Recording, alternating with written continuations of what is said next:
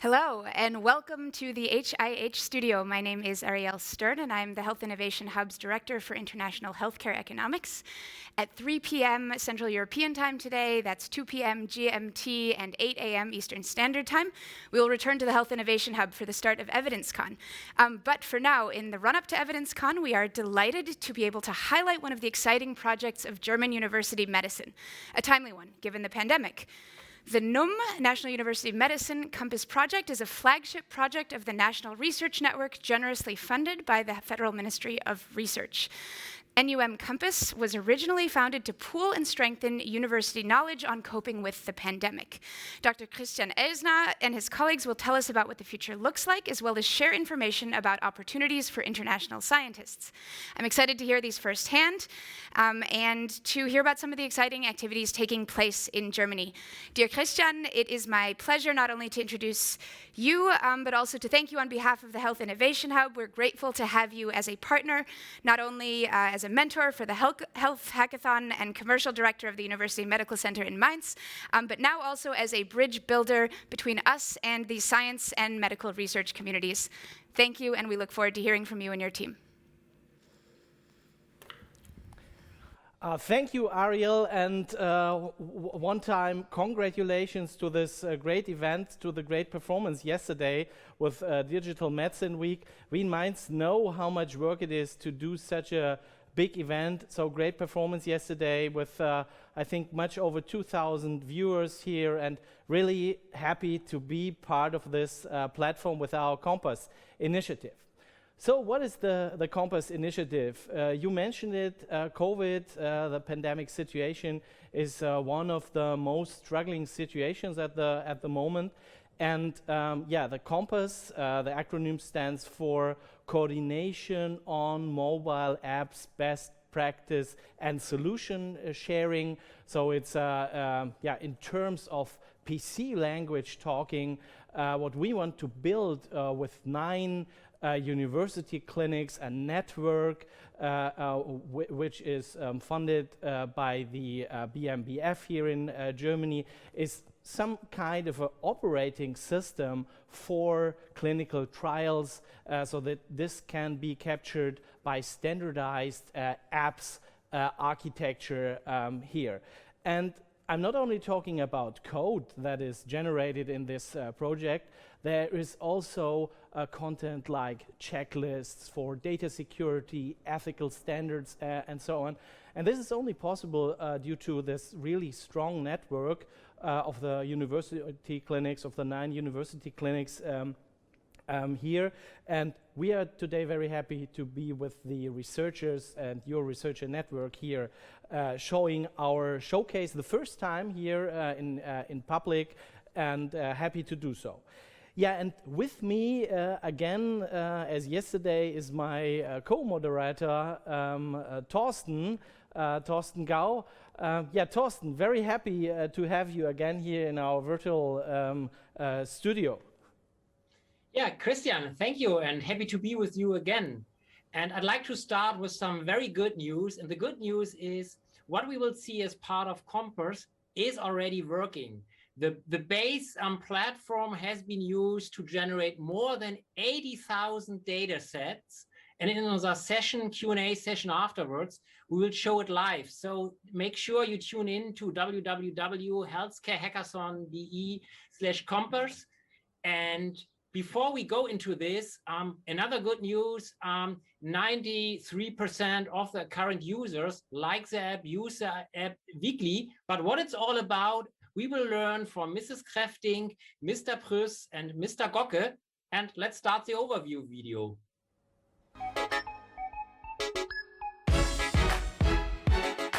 Naja, es war ja eigentlich sehr schnell klar, das ist die erste Pandemie, in der wir mitten in der digitalen Transformation sind. Auch die erste, denke ich mal, Pandemie, wo man wirklich auch den Nutzen von Digitalisierung sehen kann. Also gerade in Pandemiezeiten werden digitale Tools immer wichtiger, weil der uneingeschränkte Zugang zum Arzt ist ja nicht mehr da. Das heißt, wenn ich jetzt Menschen erreichen will und will denen medizinische Unterstützung geben, dann brauche ich sowas wie eine App. Wenn man solche Apps zukünftig schneller entwickeln will und nachhaltiger, dann braucht man genauso ein Projekt wie Compass, damit eben all diese Fragen einmal beantwortet werden für alle. Digitalisierung in der Medizin ist natürlich jetzt vor allem auch in diesen ganzen neuen Technologien, Mobile Health, Mobile Sensoring, ein ganz wichtiger Aspekt. Und der wird einen riesigen Schritt, sage ich mal, durch die Pandemie nach vorne machen. Und ich glaube, das ist ein hervorragender Weg, wie wir die Datenerhebungssituation in Studien nochmal auf ein neues Level heben können.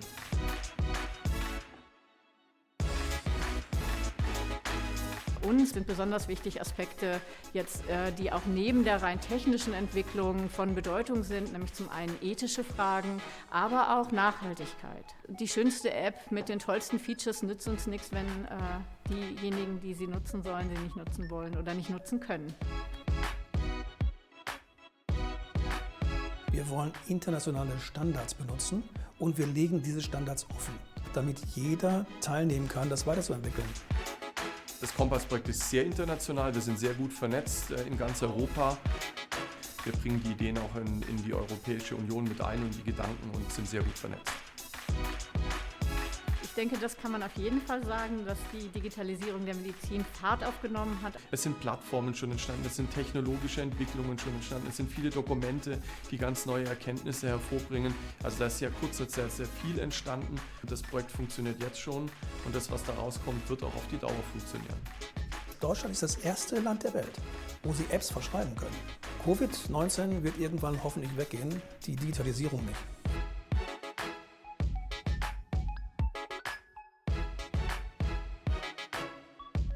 Dass 9 Unikliniker hier zusammenarbeiten, ihre Expertisen in den verschiedensten Feldern der App-Entwicklung hier bündeln und das dann eben einem ganzen Netzwerk als Open Source zur Verfügung stellen. Das ist, glaube ich, etwas, was in der Form nicht so oft vorkommt. Die Kooperationen sind natürlich sehr wichtig und speziell nochmal zu so Partnern wie dem RKI, die uns auch an ganz vielen Stellen fürs Projekt hilft, aber auch für die weitere Vernetzung. Das Gefühl, auch jetzt in diesem starken Netzwerk und dieses starke Konsortium, das ist ein sehr, sehr gutes. Also da wird das Kompass-Projekt sicher erhebliche Fortschritte bringen. Und das ist genau die Stärke von Universitätskliniken, Versorgung und Forschung zusammenzubringen. Und das im Netzwerk ist eigentlich das Beste, was da passieren kann. Yeah, we heard it, a strong network that has built in a record short time here. So we are able to react to such pandemic situations in the network of university clinics. And yeah, I think that's a good feeling in all this pandemic situation here. And so what's the topic or the Compass project about? So we decided to put this into 3 blocks. And the first block is on the question, how can you get data from all these different apps? If you have a simple question like, what's the weight of the average COVID patient, you're just able only to do it if you put the data in standards in there. And the second question, maybe if you want to get the health status of patients like every day, then the patient must be motivated to plug in his data in the app, so it must be usable. And indeed, that's the first topic we are dealing with. And let me again remind you, this is very interactive. We have now 1 hour view on our different topics, and then feel free to join in. We will keep that www.healthcare-hackathon.de/compass. So you will then land in a live Zoom session where you can ask the developers, where you can live see how the software can be implemented and everything. So it's highly interactive. So let me remind you on that one. So let's start over. Let's go to our first block. Our first block is the usability and international block. It's from Würzburg, Regensburg, and Ulm. And yeah, we have also a nice video from Rüdiger from Würzburg on that.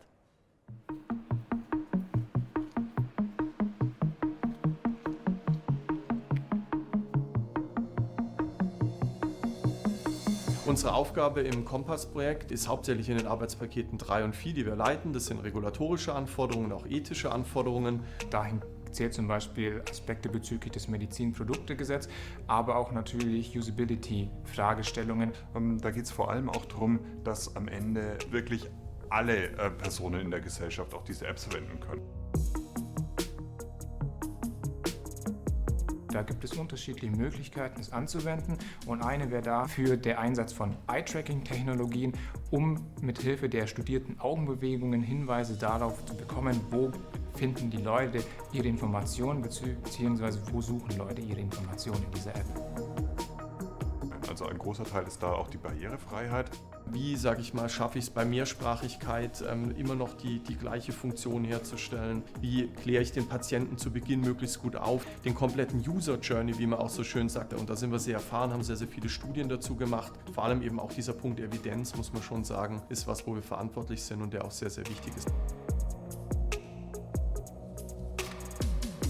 Der Reiz in der Forschung ist, glaube ich, immer, dass man etwas tut, was noch nie einer vorher getan hat. Also wir haben da jetzt die Herausforderung, wir müssen Pandemie-Apps schaffen, die für alle zugänglich sind, die für alle verständlich sind, für alle bedienbar sind, attraktiv sind, robust sind, die Regeln des Datenschutzes berücksichtigen. All das muss man alles unter einen Hut bringen, und das ist etwas, das hatten wir vorher noch nicht.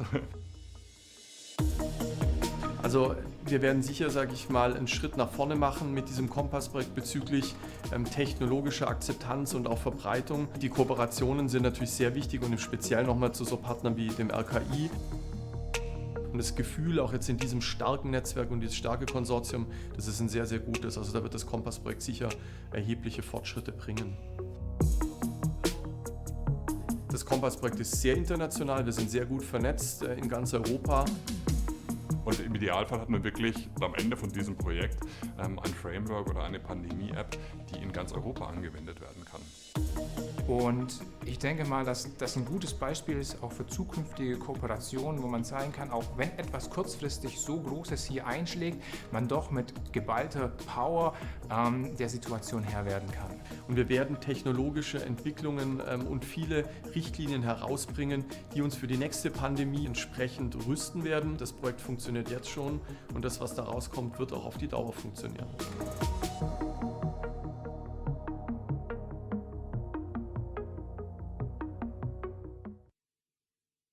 Yeah, I'd like to welcome Rüdiger Prüss from University of Würzburg here with us. Rüdiger is presenting 3 universities in this work stream. That's Würzburg, Regensburg, and Ulm.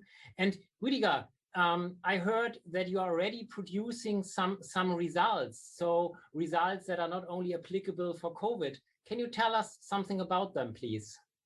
Yeah, thanks for giving us the opportunity to being here, and thanks for your question of results that we already have gathered and collected within the first month of this Compass project. Yeah, there are many results that we have created, but what is very remarkable for the moment that we have for many points and perspectives on ethical issues, on issues for the medical product law, and also on things how the usability can be improved. That we have, that we have created checklists with many new insights how apps in the future can be developed using these checklists, and in the next steps, this checklist will be more elaborated so that in the end we have very powerful documents based on this checklist that can be used and utilized by companies, by other researchers, and many other interested people all around the world to create new pandemic apps for a new pandemic, or that we are prepared for new endeavors that are coming in this direction. So a lot of checklists for many perspectives and from many partners. We are very happy to have this already in this project created. Okay, I see. I also heard that you are connected to the Robert Koch Institute, RKI, which is known for the Corona Warn app. So what is the connection here? How does your team connect with them? We have already implemented one app together in the past before the Compass project, and this was the starting point to come together in this project. And what is it's very important because they have not only the Corona Warn app, 2 additional apps are out there from the Robert Koch Institute that can be used in this context, and they have a lot of experience. And this experience is very important for us to create templates for data privacy, for user consent. This is the one direction we are using the collaboration, but on the other hand, and this is also very important, acceptance plays a very important role for this pandemic apps. And they are also very experienced in this. And we are working on research questions in the context of acceptance, and we are doing data collection in this context together, and also data analysis, especially with very contemporary methods like machine learning. And we are looking at data they have created and data that is out there.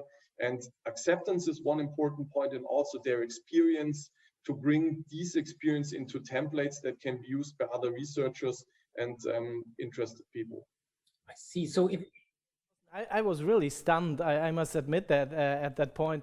Rüdiger is really the network man here in the team. So we had a call, and he really knew someone from Google, as we had a problem with the Google App Store. He brought in this network from Ulm, Regensburg. And so Rüdiger, a really great compliment to the network you established and brought into the project. But sorry, didn't want to interrupt your question. I was just emphasizing that you said acceptance, and acceptance probably means user acceptance, which brings me to think about what techniques do you use to understand the usability of your apps better? Is there something you can share with the group here? Yeah, what we are especially using is, and there is also a long experience in other fields, we are using eye tracking. Eye tracking is a very powerful instrument to have a look at how people perceive things. And here a very large eye tracking study is done to learn more about how users perceive the Corona Warn app and similar apps. For example, to answer the question, how fast do I find the information, what is done regarding data privacy? Or is there any contact to other persons with COVID?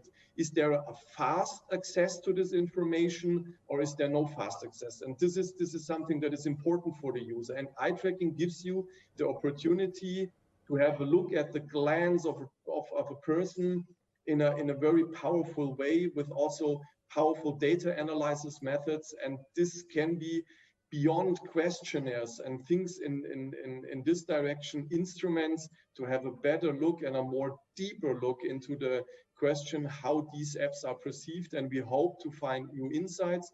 First, preliminary results from a pre-study show that we will find interesting results, and we have a peculiarity here in this. There is a large acceptance study from the colleagues in Göttingen, and we can combine these results from the eye tracking study with their acceptance study. So we can combine things from different directions. So the eye tracking study is only one pillar in this acceptance endeavor, but we can combine this. And we also have a study out there in one of the already existing apps pertaining only to the Compass project, also only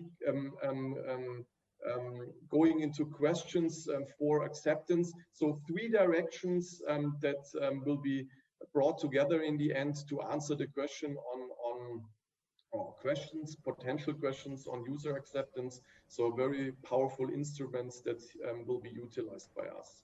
Wow, maybe a last question from me before I turn over to Christian. So if you say acceptance, usability, eye tracking, it rings a bell with me. Okay, what's with people that have less visual capabilities, color blindness, or see everything very sharp, but are intimidated using a touch screen? So are you also working on areas of accessibility for the non-perfect digital native user? Is there anything to share there? Yeah, we are also working on this. There are also for disabled people. I think this is more and more important in the future, that we have on the one side the digital world, but this digital world is not tailored to many questions, to many user groups. And we have one particular task that is only looking at questions, and all the guidelines that all are around the world out there to bring more from the challenges particular groups have into the development of apps, into the screen design, into the user journey. What is the first step for a user? Are there any hints and tips for these users? And there is a particular task out there that is conducted, all the steps by the colleagues in Regensburg, and we are particularly considering this. So also this is a very important point within this project. Wow. Wiebke, great, great. And user journey, I think, is the key word. And maybe we can show the link again. So that's the keyword. You will be also in the question and answer session afterwards. So we have an audience out there, researchers that are interested in COVID, but also other topics, how they can adapt to our platform. And yeah, I'm sure you can give them some very good hints on how to do this user journey and how to use your checklists and so on in our question and answer sessions. So, Thorsten, didn't want to interrupt you. No. Rüdiger, thank you very much. Then, Rüdiger, see you in the question and answer session. And we are now handing over to IT and beyond, because I told you it's 3 blocks. We are looking at this topic, and as the name says, the beyond is all the soft facts. It's not software, it's data security, and besides data security, it's on data ethics and so on. And we are very proud and very happy that we made it to get Professor Dagmar Kräfting into our team here, into this network. She's also leading it with us. And she prepared a very nice clip from Göttingen that's talking about IT and beyond.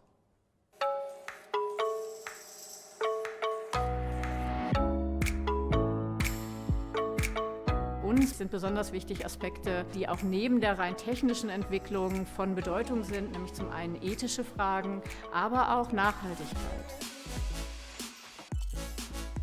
Ich glaube, das Großprojekt der Digitalisierung wirft eben noch mal viel deutlicher die Frage auf, für wen ist es sinnvoll, wer macht was mit den Daten? Und ist es jetzt für unsere zukünftigen Generationen nur hilfreich oder habe ich als Patientin auch schon was davon? Natürlich spielt Datenschutz auch eine ganz, ganz große Rolle bei Apps. Apps sind ja auf meinem Smartphone, was so mein intimster Begleiter ein Stück weit ist. Und die informationelle Selbstbestimmung ist da einfach wichtig, aber in beide Richtungen. Ne? Zum einen der Schutz der Privatheit, zum anderen aber auch die informationelle Selbstbestimmung, dass ich entscheiden kann, ich möchte meine medizinischen Gesundheitsdaten für die Forschung zur Verfügung stellen. Und das versuchen wir, beide Aspekte zu berücksichtigen.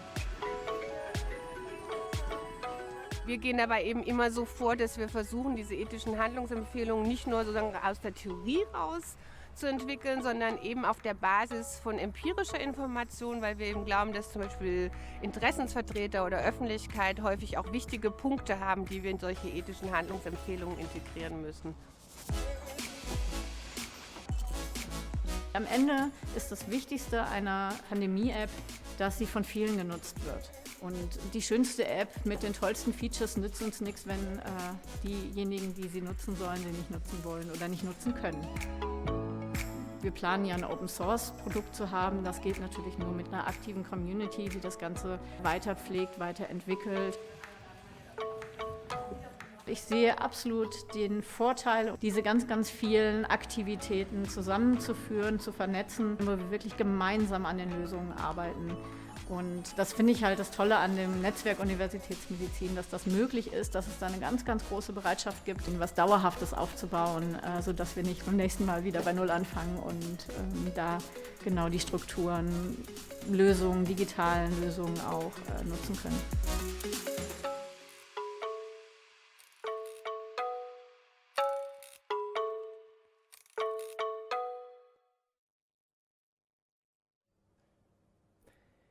Yes, and with me in the virtual studio is Dagmar Kräfting. Dagmar, very happy to have you in our strong network as one of the leading partners, and very happy to have you here with us in the virtual studio. Very nice video, and I think you said one keyword that's really tangles all our audience from other research areas than COVID, and that's the topic of sustainability. And I think people are really interested, and I think this is one of your main focus topics. How can you operationalize sustainability? How can you get it into a platform? So you're the specialist, your stage. Yeah, thank you, Christian, for the kind invitation. I'm very happy to be here today. And actually, the topic is very important for us because in our department, we are developing loads of different IT solutions, especially research infrastructure that is meant for long-term, to support long-term research for patient registries. And we always face the same problem that typically these projects are funded for a certain period. And of course, when the funding ends, the patient data is still there and the patient registries are still there and it's useful. And we always have the problem, who's going to pay for it? And we all know that that IT systems really need maintenance and long-term maintenance. So we all see it in particular, and this is what I think is especially important for Compass. We see this in apps in a even higher frequency. So we all know, we all get annoyed that our smartphone is always beeping, that wants to do another update. And so we really have loads of new updates, and that's kind of annoying if you switch off the automatic updater. And on the other hand, it's even more worrying if an app is not updated regularly. So I wouldn't use it any longer, right?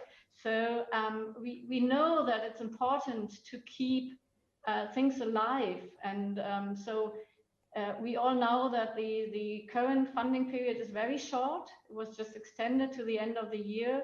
And of course, we're not building that just for the COVID pandemics. But of course, we want to use it for the next, to really live pandemic preparedness.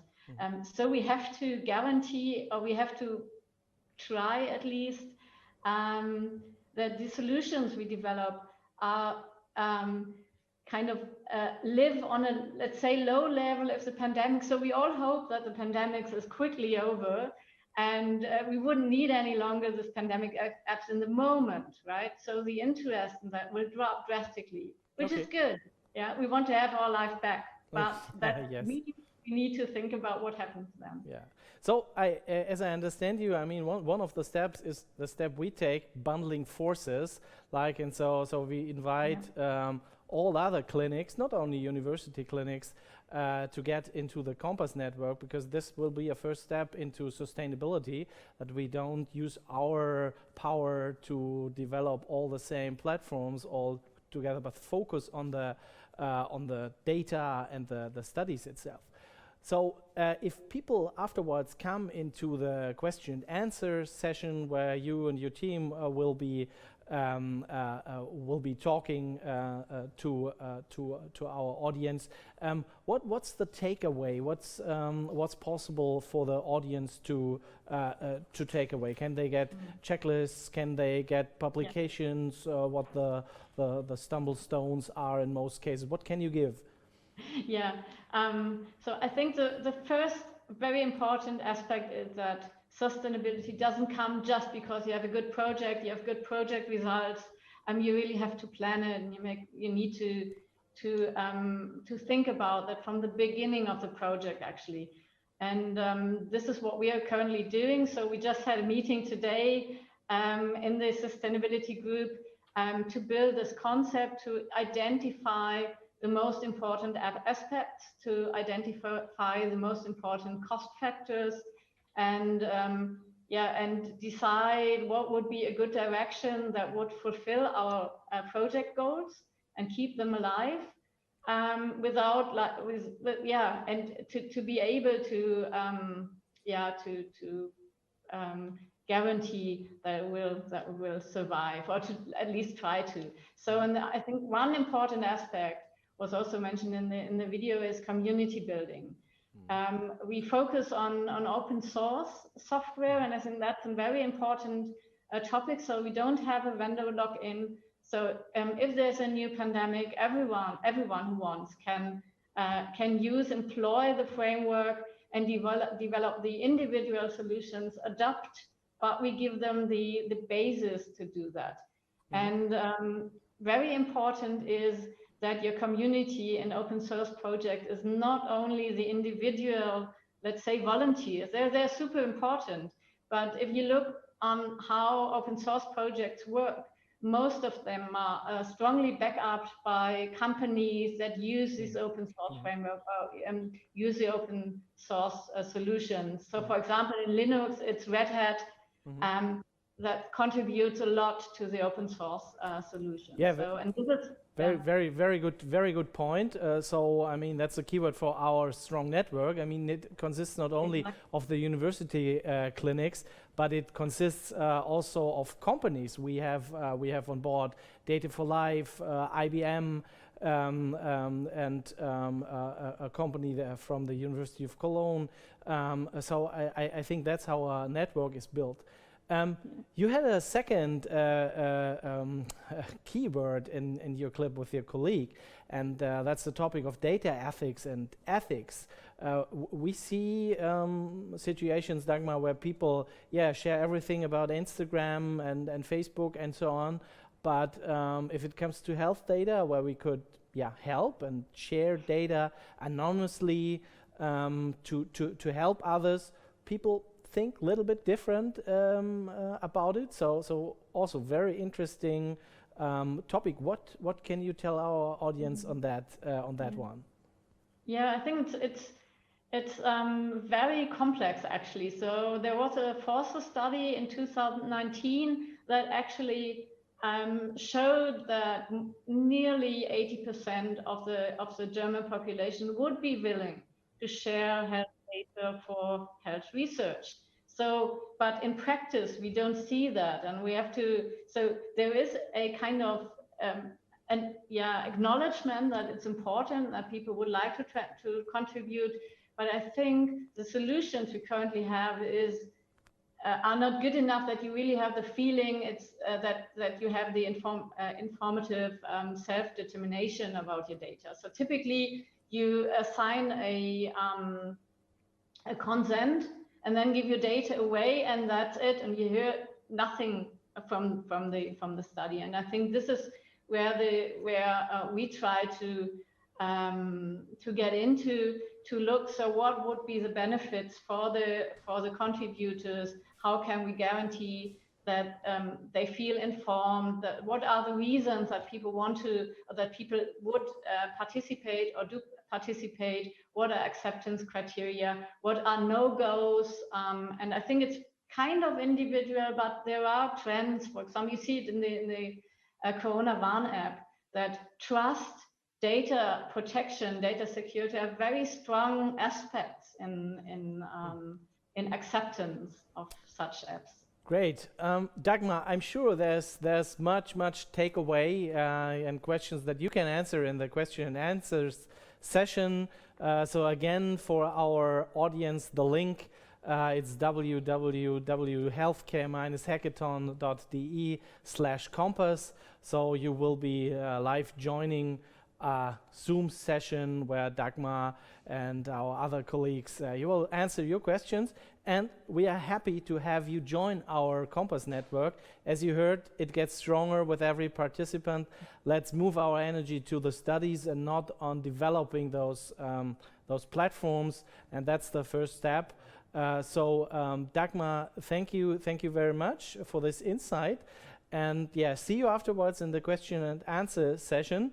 And that's the keyword for our third block here, where it gets practical, where it gets hands-on. And that's also the nice thing on this project. The 9 university already developed very hands-on stuff, code, a web app and a native app that was developed and is already used in different clinical trials. We will have 2 very interesting guests from the Charité. We will have Peter Gocke, and from the University Medicine we will have Professor Wild. He's an active user, and we also prepared a small clip and happy to view it.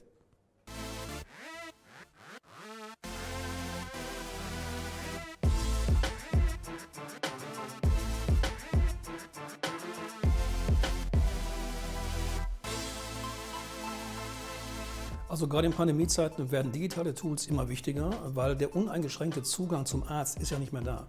Die Charité hat die Ambulanzen eigentlich geschlossen. Das heißt, wenn ich jetzt Menschen erreichen will und will denen medizinische Unterstützung geben, dann brauche ich sowas wie eine App. Die Charité hat sehr früh mit einer Firma zusammen die Prof-App entwickelt. Das hat uns geholfen, Patienten zu beraten an erster Stelle. Brauche ich einen Test oder brauche ich keinen? Und wenn ich einen brauchte, konnte ich da sogar sofort Daten eingeben, weil die Daten, die ich eingegeben habe, die konnte ich direkt von meinem Smartphone der Klinik übergeben, indem ich einfach das Smartphone zeige. Da war ein QR-Code drauf, der enthielt komprimiert alle Daten des Patienten. Das hat auch die Tests deutlich schneller gemacht und auch sicherer, weil die Patienten eben nicht noch minutenlang da stehen mussten Daten ausfüllen.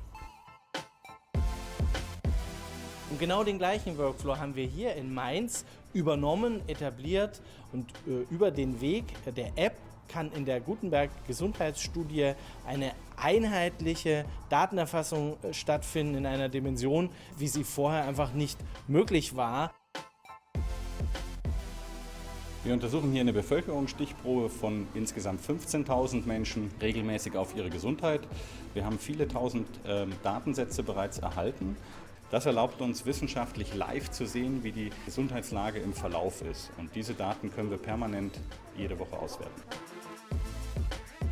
Das Besondere an der App ist, dass sie auch mit Fitness-Trackern verbunden ist. Das eröffnet uns ganz neue Möglichkeiten und dieses Mehr an Daten, auch das frühe Bereitstellen von Daten, hilft uns natürlich frühzeitig Erkenntnisse zu untersuchen, auch in Studien zum Beispiel sehen, wenn ich eine Intervention mache, ein Medikament gebe, ob etwas schief läuft, ob Komplikationen auftreten, sodass ich frühzeitig intervenieren und einschränken kann und nicht erst am Ende, wenn ich die Leute im Verlauf wieder untersuche. Das ist eben die Rolle von Compass. Wir wollen organisieren, dass die Apps, die sich so entwickeln, in einem Korridor entwickelt werden, der dafür sorgt, dass die Basis von allen gemeinsam benutzt werden kann.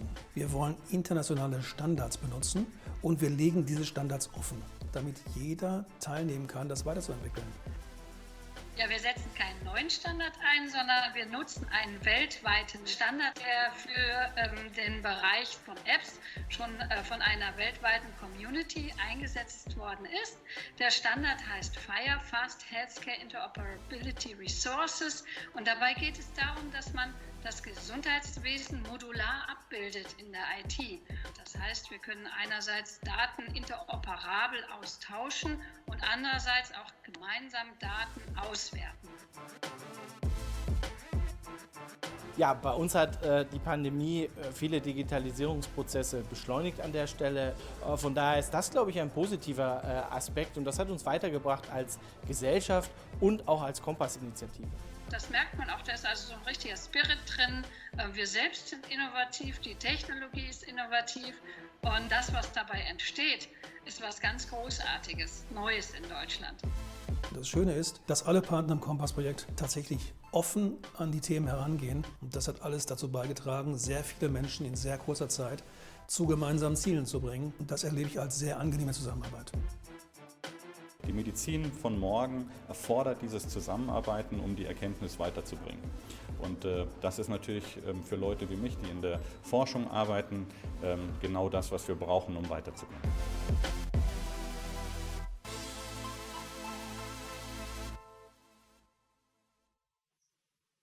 Wow, I'm impressed and I'm delighted. I'm delighted to welcome Dr. Peter Gocke.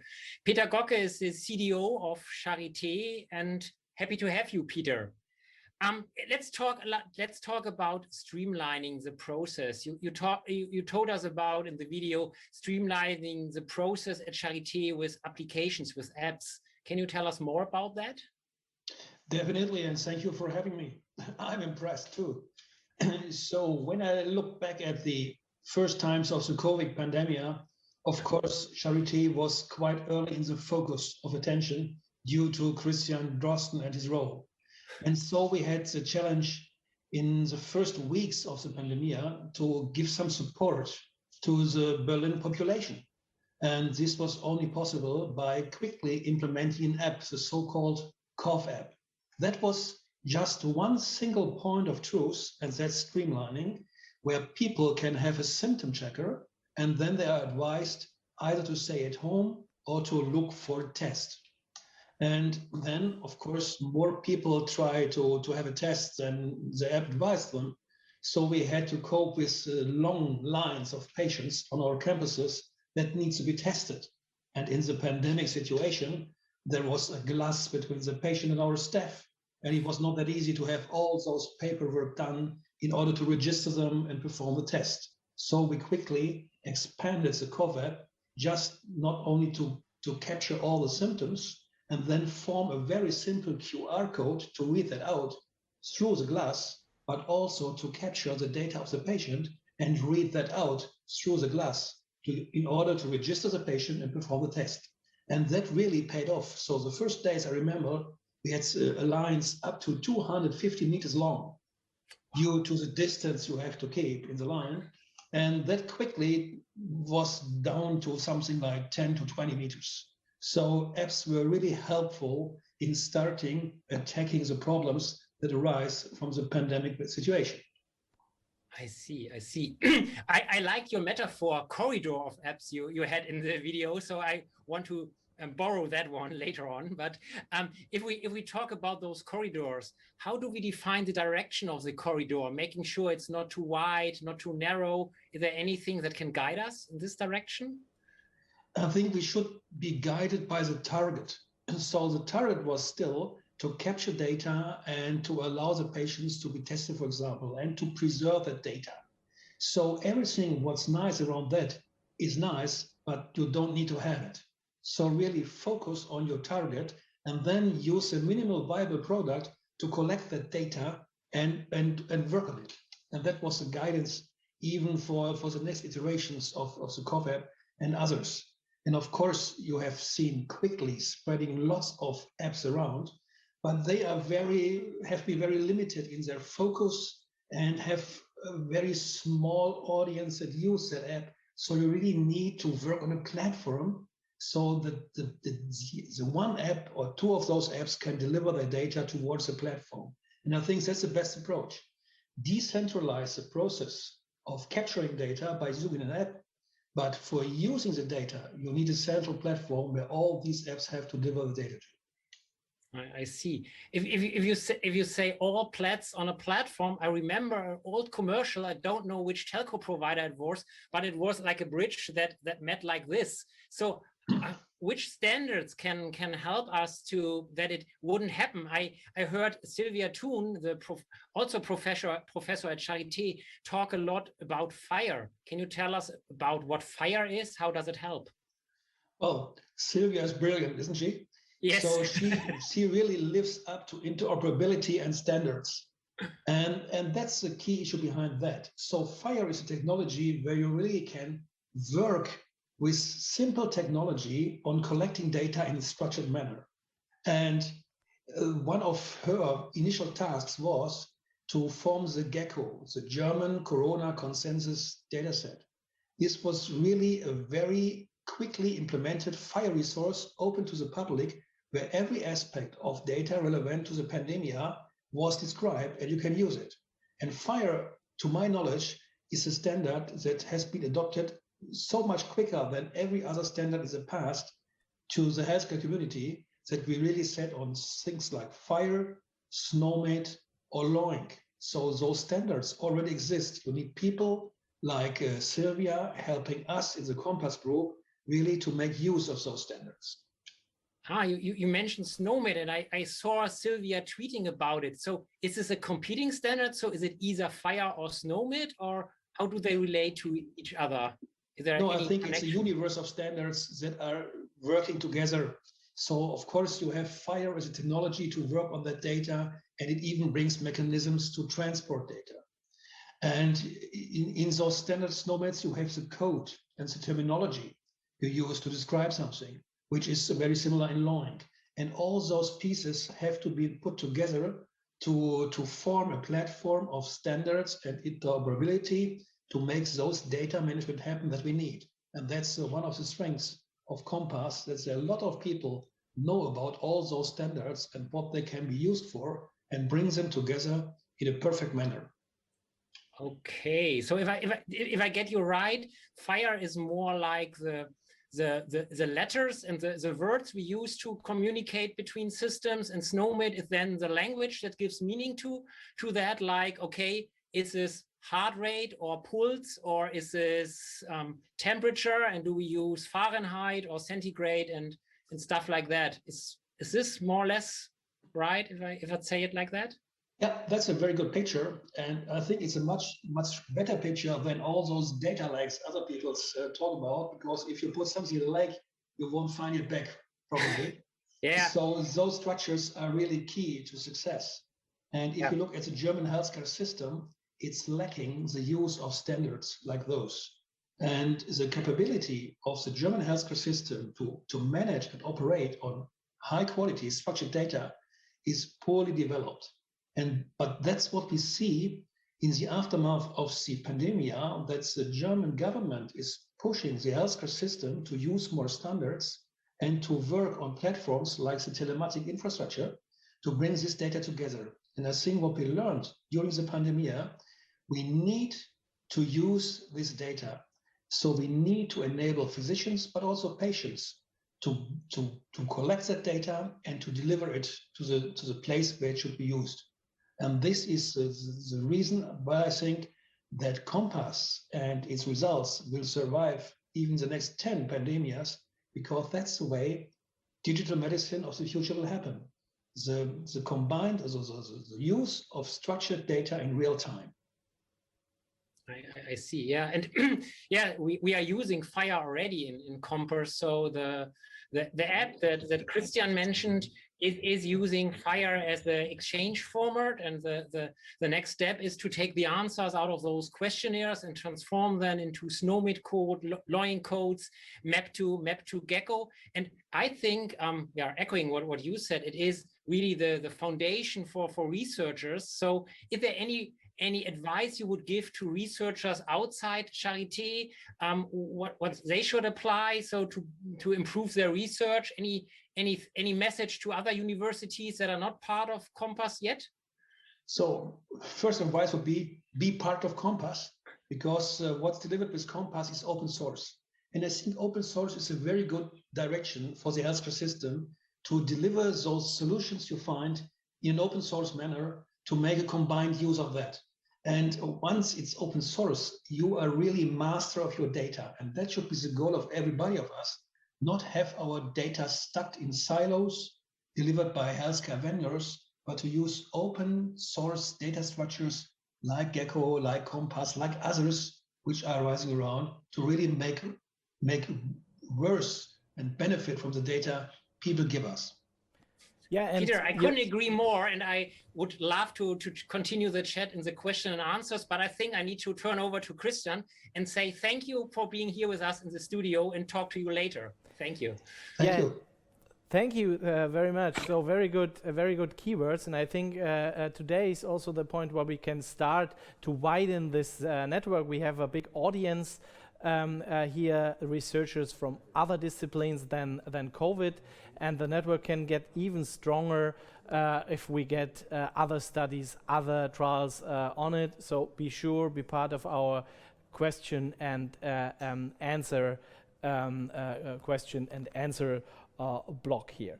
One of the key things is using the Compass platform here in practical studies. And we're very proud here in Mainz that we made it with the Gutenberg Health Hub to implement Compass already in different studies. You saw it in the clip in one study which is setting on a big longitudinal population that we follow here in Mainz over years. Was the MyMobile app, where we collected already more than 40,000 data points, and you saw it. It's connected also with a fitness tracker, and I'm very, very happy to have our head of the Gutenberg Health Study here, which is a big longitudinal study, and he can give us some keywords. He can tell us something about how it is to use the app in a practical environment. Okay, so I hope we have you here in our virtual studio. Philip, great. So it worked out fine. Yes. Hello, Christian. So Philip, we are very keen on after some theoretical checklist stuff and so on, really now to hear how does Compass feel in practical use. So you made two big studies already. It's in daily use, and we are very interested in hearing something about that. Yes, thank you.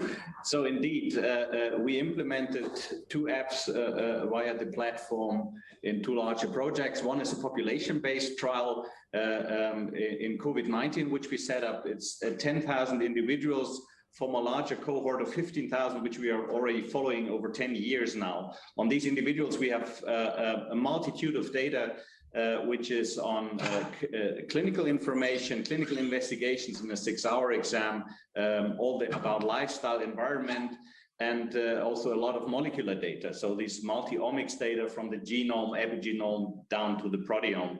And we use this data now in the COVID-19 trial to assess what the impact of the pandemic on the population health is. And within this project, we also used an app with which we ask the participants to enter data about their health status, about the testing status, about a positive infection or the course of an infection, and send that to us on a weekly basis. And this allows us to monitor the situation on the local population lively in a dashboard. The other trial which we have is a clinical trial, an interventional trial, where we want to bring people into physical activity, people with heart failure, most common cause of hospitalization in Germany. And there we have an app which is connected to a fitness tracker where we can see how active the person is every day, and the individual gets feedback. So how good was she or he in being active, and the app gives advices. What to do, what to change, and also answers questions, so it gives a possibility to interact with the individuals. And in both trials, I can only say very well accepted by study participants and a very helpful new tool. Great. So the Compass platform is alive. Happy to hear that it works so good in practical use. And you told us about lots of data. You told us about proteomics, that is the omics data that is integrated, and you have a big population of a longitudinal study with the Gutenberg Health study. Can you tell us something more about this really huge data fund you have? Yes, so the basic idea behind is that most of the diseases which we develop in the population are a result of the interaction of an individual with his environment. We all have a genetic predisposition with which we start into life, and then the further course of our health depends on the interaction with the environment and everything around us, from conception to death. And this can be assessed nowadays. And going along with that, the technology developed to molecularly map a person. So we can see all the different molecular levels and take them into account in all this environmental information on the individual. And that helps us to better understand the course of a disease in each individual and better understand why diseases behave so differently from individual to individual. And we can identify subgroups who behave the same direction. And the overall idea is to get more tailored, individualized medicine therapy for the individual. I like that example very much, Philip, because I think it's a perfect bridge to our audience. I mean, it was the use, or is the use of a app for COVID pandemic situations, but you already use it in a much other setting for Myo Mobile. So you already adapted the platform to a completely other topic. So can you give us a sneak peek? How long did it take? Was it a big time process, or was it fast? No, indeed, that was really fast. So with our partners from the Gutenberg Health Hub, we set that up in a few months, actually. So this was configuring the app specific for our needs, of course. Also the interactions with the devices which are connected to the app, which is not just a fitness tracker, but also a heart monitoring, a blood pressure monitoring, etc. That was a little bit of a challenge, but in the end, we are talking about a very few months, including all the regulatory requirements which had to be met to fulfill what has to be done to conduct clinical trial, which has high regulatory requirements. So maybe last question, your view into the future. What do you think? What impact will those app technologies have for clinical trials in general? How will they change the system? Is there any way you see? Well, I think, of course, this development is really a booster for clinical science. So we are much closer to the study participant, to the patient. We can directly interact. We can lively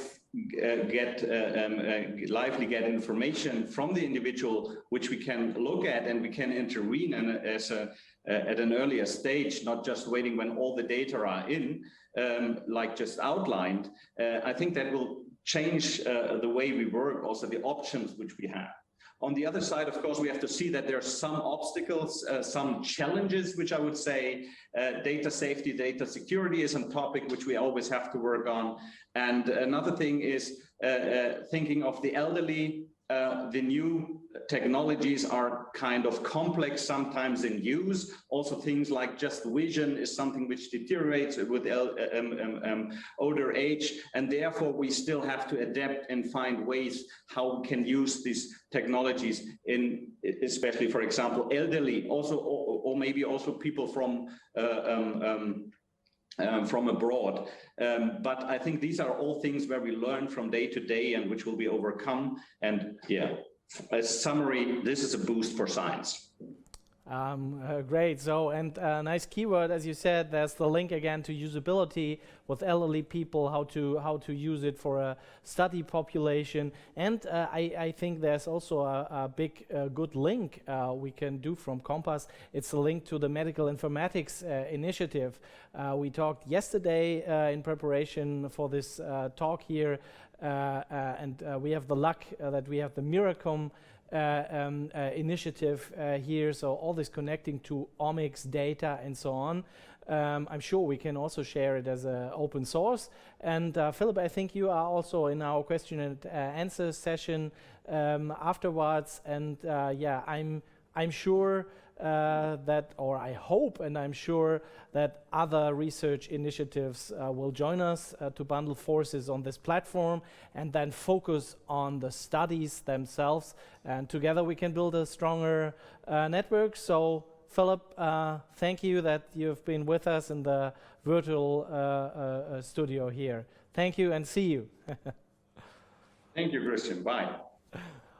Okay, so Thorsten, then we too are alone, and yeah, we can give the audience a little outlook maybe on what they can expect in the following question and answer session.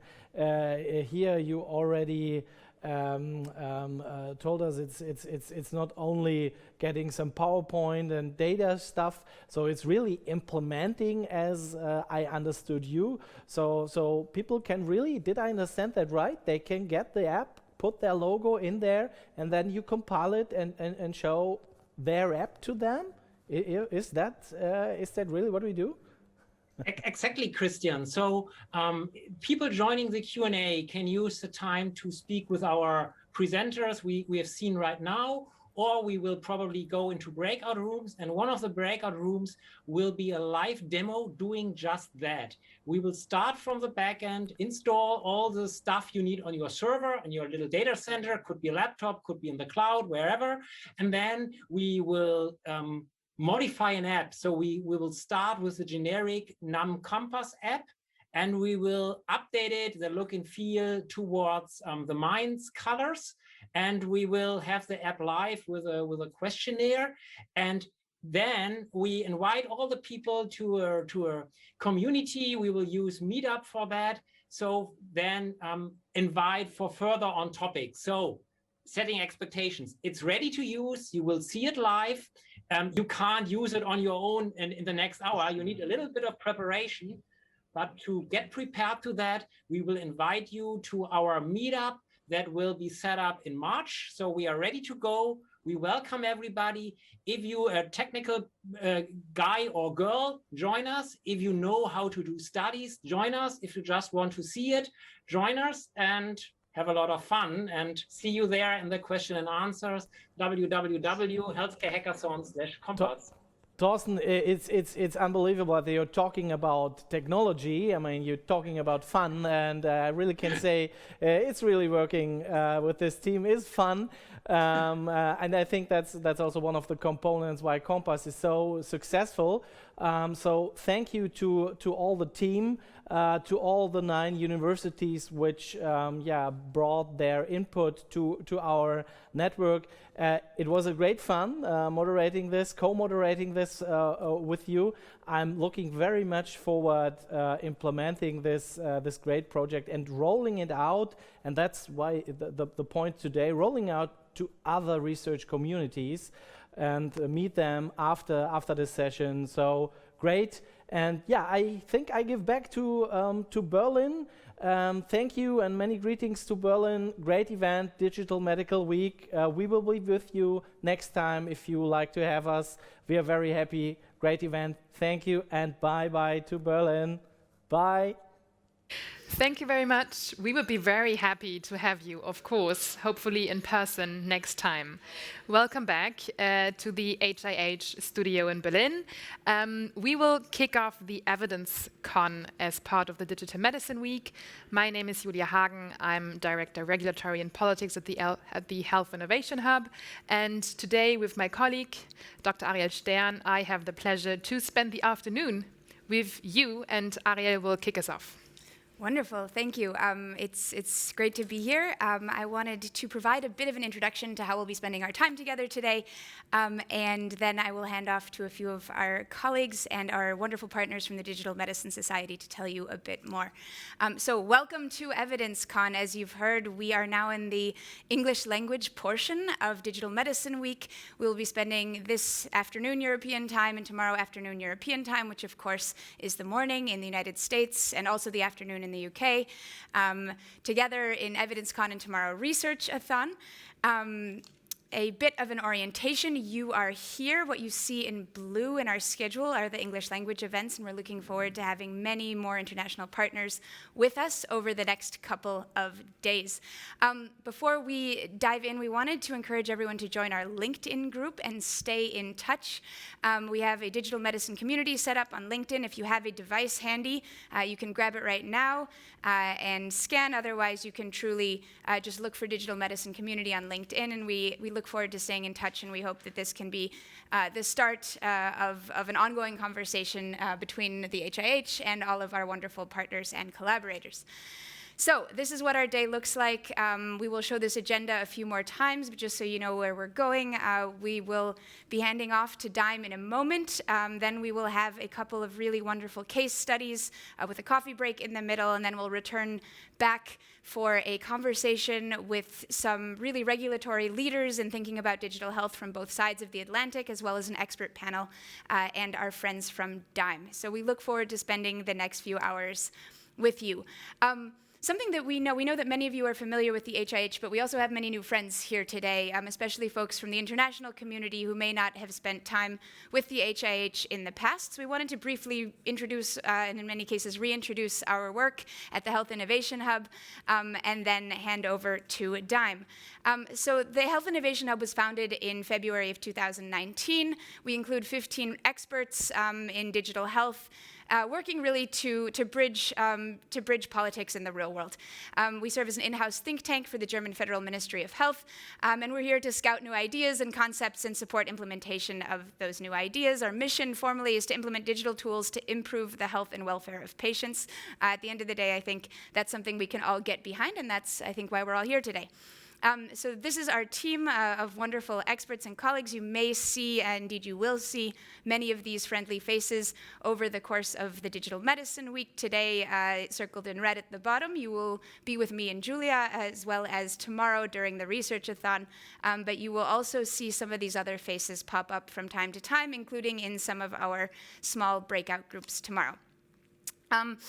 So what we'll be talking about really today is digital health applications. And along with several of my colleagues here at the Health Innovation Hub, we published an article just at the end of last year in the Harvard Business Review. And we rather intriguingly, and I think correctly, said if you want to see the future of digital health tools, look to Germany. And today we'll be talking about digital health applications. We'll provide a bit of an intro in a moment to what we mean when we talk about these and how they're regulated in Germany. And we will also be talking about the opportunities therein for thinking about how do we do evidence generation, how do we do evidence generation in a new and compelling way that still renders really high quality evidence, but is more thoughtful and more customized to digital products rather than perhaps traditional randomized controlled trials as we might know them from things like the pharmaceutical context. So with that, and before we go on, what I'd love to do now is turn over to our partners for today, tomorrow, and I would optimistically say well beyond that. We are delighted that since December we've officially launched a collaboration with the Digital Medicine Society from the United States. And here to introduce the Digital Medicine Society and herself is our wonderful friend and Dime's Executive Director, Jennifer Goldsack. So Jen, over to you. Fantastic. Thanks so much, Ariel. And let me, I've got just a couple of slides as I join you to welcome everyone today. So let me share those very quickly and we'll dive in. Perfect. It looks like those are up on the screen. So hello, everyone. My name's Jen Goldsack, and I'm the Executive Director of the Digital Medicine Society, or DIME. And as Ariel said, we are absolutely delighted to be partnering with our colleagues and friends at HIH on Digital Medicine Week. And as Ariel said, beyond. When we think about what we can bring together as a sort of combined force, as a partnership, our goals are incredibly aligned around advancing innovation, specifically when it comes to evidence generation to support the broad acceptance of digital health applications. So that's the power in this partnership. It's the joining of two communities with a shared goal. And specifically, how can we use expertise from different regions around the world to accelerate innovation, to foster innovation in a way that is both sort of groundbreaking and always patient-centric. And to that end, our purpose, the sort of our goal at DIME is quite similar to our colleagues at HIH. We exist to advance the safe, the effective, ethical, and equitable use of digital technologies to optimize human health. And I think it's really important to sort of pause for a second. While our team at DIME, and I suspect it's the same for our colleagues at HIH, are huge proponents of the possibilities of digital, we're certainly not tech determinists. We insist on an evidence base. It is important that we remember that even though we are using technology as a new tool set, success isn't more technology. Success is more solved problems. Success is improving the lives of the patients we're all here to serve. Success is making it easier for our clinical colleagues to provide care. Success is making healthcare more accessible to everyone. Success is making the delivery of healthcare and the gift of health more equitable across populations. If we just look around and see more gadgets and widgets and technologies, we haven't realized the full promise of this field. And so I think that's really important to guide us through the course of our conversations today and in the work that all of us do to advance the field. We really do need to think about keeping the patients in mind. And the way we're going to achieve that is by insisting on high quality evidence, and why an event like EvidenceCon is so important. So Ariel, before I hand back to you, let me just very quickly introduce DIME a little bit more to folks on the line, and then we'll go ahead and dive in with the tremendous agenda we have planned for you today.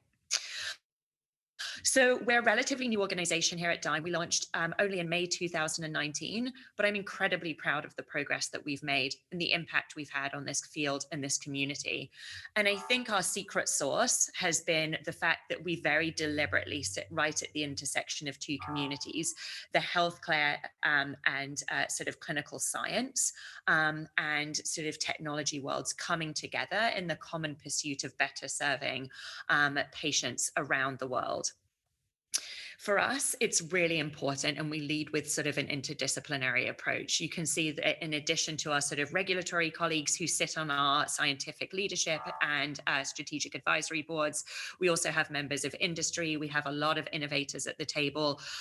We also work closely with a variety of different associations, healthcare centers, investors, our academic colleagues, patients and patients groups. What is absolutely critical about this field is or success in this field is not allowing knowledge and expertise and evidence to sit in silos, but rather we consider this field of digital medicine to be one of the most interdisciplinary that we can think of. We need to have our regulatory and payer colleagues at the table with our security researchers, with our citizen scientists, our clinical innovators, every flavor of technologist, working and ethicists. All of these actors, all of these experts are important. And so when we think about all of you dialed in today as part of EvidenceCon, we know the broad sort of representation of expertise that you bring to the table, and we are absolutely thrilled that you are here. For us at DIME, while I just showed you some of the logos of the organizations where our leadership board sit, our community is based around the individual. We really are sort of a professional society that regardless of the organization you sit at, if you share our goals, if you share a vision of improved lives through the thoughtful application of evidence-based digital technologies, then DIME is the right place for you. And I hope many of you will consider joining us as part of our ongoing work today in partnership with HIH and in service of improving digital medicine. We are a global organization. We currently, the majority of our members, probably about 75%, do sit in North America. But one of the reasons that sort of being here today and our partnership with HIH is so important is that this, again, it's not just that this work shouldn't exist in disciplinary silos. We cannot have silos emerging across different regulatory regions. Digital will be most powerful when we can most easily scale it. So whenever we can think about harmonized best practices, practices, we are absolutely committed to doing that. And one last thing that I think is perhaps apropos for Evidence Con today and the Researchathon tomorrow is our commitment at DIME is to clinical quality work on a tech timeline. There is, in my opinion, a false dichotomy between the sort of very sort of tech-centric, move fast and break things, and a very slow, deliberate, and rigorous timeline from our clinical colleagues. We believe it is absolutely possible to cherry pick the best of those two philosophies, to insist that we move quickly to develop high-quality evidence to best serve patients and the field. And we believe that's possible. And I'm very proud that at our organization, through a variety of different research initiatives, education initiatives, and our community building work, we are proving that it is possible to do high quality work on a tech timeline. So with that, I'll stop sharing. Again, Ariel, absolutely delighted to be part of today, to be co-host, to have been sort of welcomed by the HIH into the phenomenal policymaking and evidence generation activities that you are leading. So very excited for a terrific agenda. Welcome everyone, and I look forward to a terrific day. Thank you so much, Jen. It's wonderful. It's so wonderful to have you and your team as partners for this event. We wanted to just have a bit of a chat between the HIH and DIME before we move on with summarizing the roundtable that we put on together. We jointly, the HIH and DIME, hosted a roundtable series at the end of last year and earlier this year that we're going to tell you about shortly. But as a bit of context for that, we thought we'd ask you a couple of questions and just make sure that everybody knows why we're so excited about this. So Julia, do you want to? Yes. So thank you, Jen, for all the insights. And I think this is a great appetizer for what you're going to talk about later with the Digital Endpoint Library. But maybe just to give a little bit more context to this whole discussion. So we all are very aware, and I think everyone in the US and in the digital health scene is as well, Germany is not really a front runner when it comes to digitalization, at least so far. So now there has been the Digital Healthcare Act, and we have digital health applications that can be reimbursed and prescribed to patients. So how was this seen in the US, and how big or not big was the buzz in the United States? That's a terrific question. So there are two elements here. Everyone who knows about this is very excited. I think that the way you guys have sort of crafted this policy and created this opportunity for really truly understanding how these tools can function under real world conditions, how they can be introduced not just in isolation and looking at sort of clinical efficacy, but also understanding their effectiveness for a variety of different populations within a setting that also allows us to evaluate the impact on sort of system level efficiencies, to evaluate how in practice they may function through the clinicians or the provider's lens. Everyone is very excited about sort of what you have done. One of the reasons that I am so excited about our partnership is that I don't think there's yet a full awareness of how forward-leaning and how precocious the opportunity is in Germany. So what I hope to achieve through our partnership, Julia, through our discussions at EvidenceCon and in the Researchathon tomorrow, and in our ongoing work together, is how can we take the greatest advantage of what you've created in Germany in this very forward-leaning environment, and how can we support sort of innovators within Germany with the full sort of power of the expertise from around the globe. There's been some terrific work with real-world evidence in particular in the US, and how can we start to sort of cross-pollinate the expertise around the use of real-world data and novel methodologies with the sort of precocious policymaking in Germany. And so I think this is a tremendous opportunity for a variety of different policymakers, researchers, and innovators to be more than the sum of the parts. Great. Thank you so much for that short perspective. Perfect for the transition to our recap from the Roundtable series. Thank you for now, Jen. We're looking forward to hearing you later. And I also want to warmly invite everyone to please participate in the discussion, ask questions if you have, because we have a couple of opportunities in the program to answer those questions. So feel free to use Slido for that. It's on the same website as the live stream. Just don't look at the live stream in full screen mode, then you can see Slido and ask a couple of questions and also see what other people are intrigued by. So I'll hand over to Ariel, and we will then talk about the Roundtable series a little bit. Wonderful. So as we mentioned, we were really thrilled, along with DIME, to host a roundtable series of events in late 2020 and early 2021 to bring together experts from the digital medicine communities and experts in evidence generation from both sides of the Atlantic. The title of this roundtable series was "Advancing Innovation in Evidence Generation to Support Broad Acceptance of Digital Health Applications." And this is, I think, an ambitious goal, but also one that all of us can jointly get behind. And I think this is also, in many ways, the mission statement of how we will spend our time together today. So we wanted to just summarize the discussions we had at these roundtables, and we actually see the conversation today and then the work that we'll do in the Researchathon tomorrow as building on those conversations and taking the themes of these transatlantic experts from the roundtable series and running with them in practice. Yes, so before we dive deeper into that, this is sort of a probably reintroduction for many of you, but we figured that everyone needs to have roughly the same basics. There was the German law, the Digitale Versorgungsakt, the German Healthcare Act that was passed at the end of 2019. I don't think it happens often that German legislation is known throughout the world, especially at least in the healthcare scene. It actually created the regulatory the regulatory basis for the reimbursement of digital health applications. So this may be an app, it may also be a web application.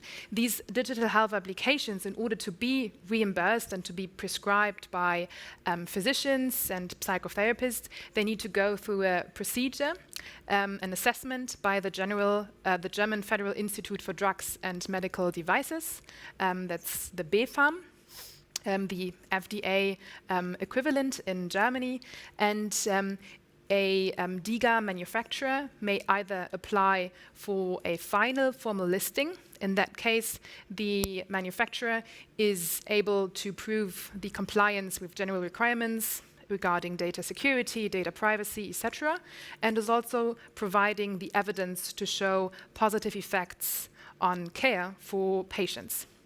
An alternative is that the manufacturer shows the compliance with the general requirements, but has not yet collected the necessary evidence. So there's the possibility of a preliminary listing and a preliminary reimbursement and a preliminary prescription by physicians that requires the DiGA manufacturer to collect data to show the positive effects within 12 months. So a DiGA manufacturer need to show positive effects of care that can be either a medical benefit, something that we are probably all very familiar with, so an improvement in therapeutic endpoints such as quality of life or improved survival rate even, but it may also be a benefit that comes as a patient-relevant improvement in structure and process. So this is a fairly new concept. It includes the idea of an improved adherence, a better coordination of treatment processes, increased health literacy. It may also lead to an increased patient safety or a reduction in the burden of illness of patients. So a slightly new concept.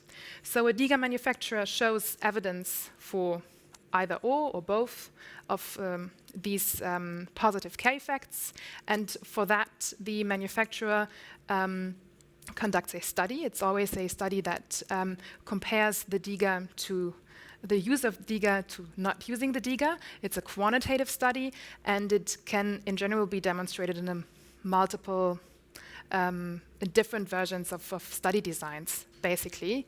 But it must be comparative, it must be quantitative, and it may come from other disciplines. So we might see studies that have a background rather in health research or in behavioral theory, for example, and not only in clinical research as we have known it. So I think this gives you a little overview of the requirements for evidence generation for these digital health applications in Germany, and I'll hand over to Ariel for the second part of the roundtables. Wonderful, thank you. Yes, so I think this is really compelling. And if we bring up this slide again, I just want to underscore a couple of things that are truly, truly innovative here. The first is just the scope of reimbursement here. This is worldwide, really, the first time that we're seeing large-scale reimbursement coverage for digital health applications. This is really compelling. So the products, as Julia said, that make it through the fast-track process, they're eligible for reimbursement from all of the 73 million individuals who are insured in the statutory healthcare system in Germany. So this is really answers, for many digital health applications for years and years. We've had this question, sort of, who is going to pay for it? And there are often many answers to that question. We've now really, for Germany, for certain types of products that meet these qualifications, come up with an amazingly simple answer to this question, at least for those digital health applications that make it through the fast-track process. So that's really compelling.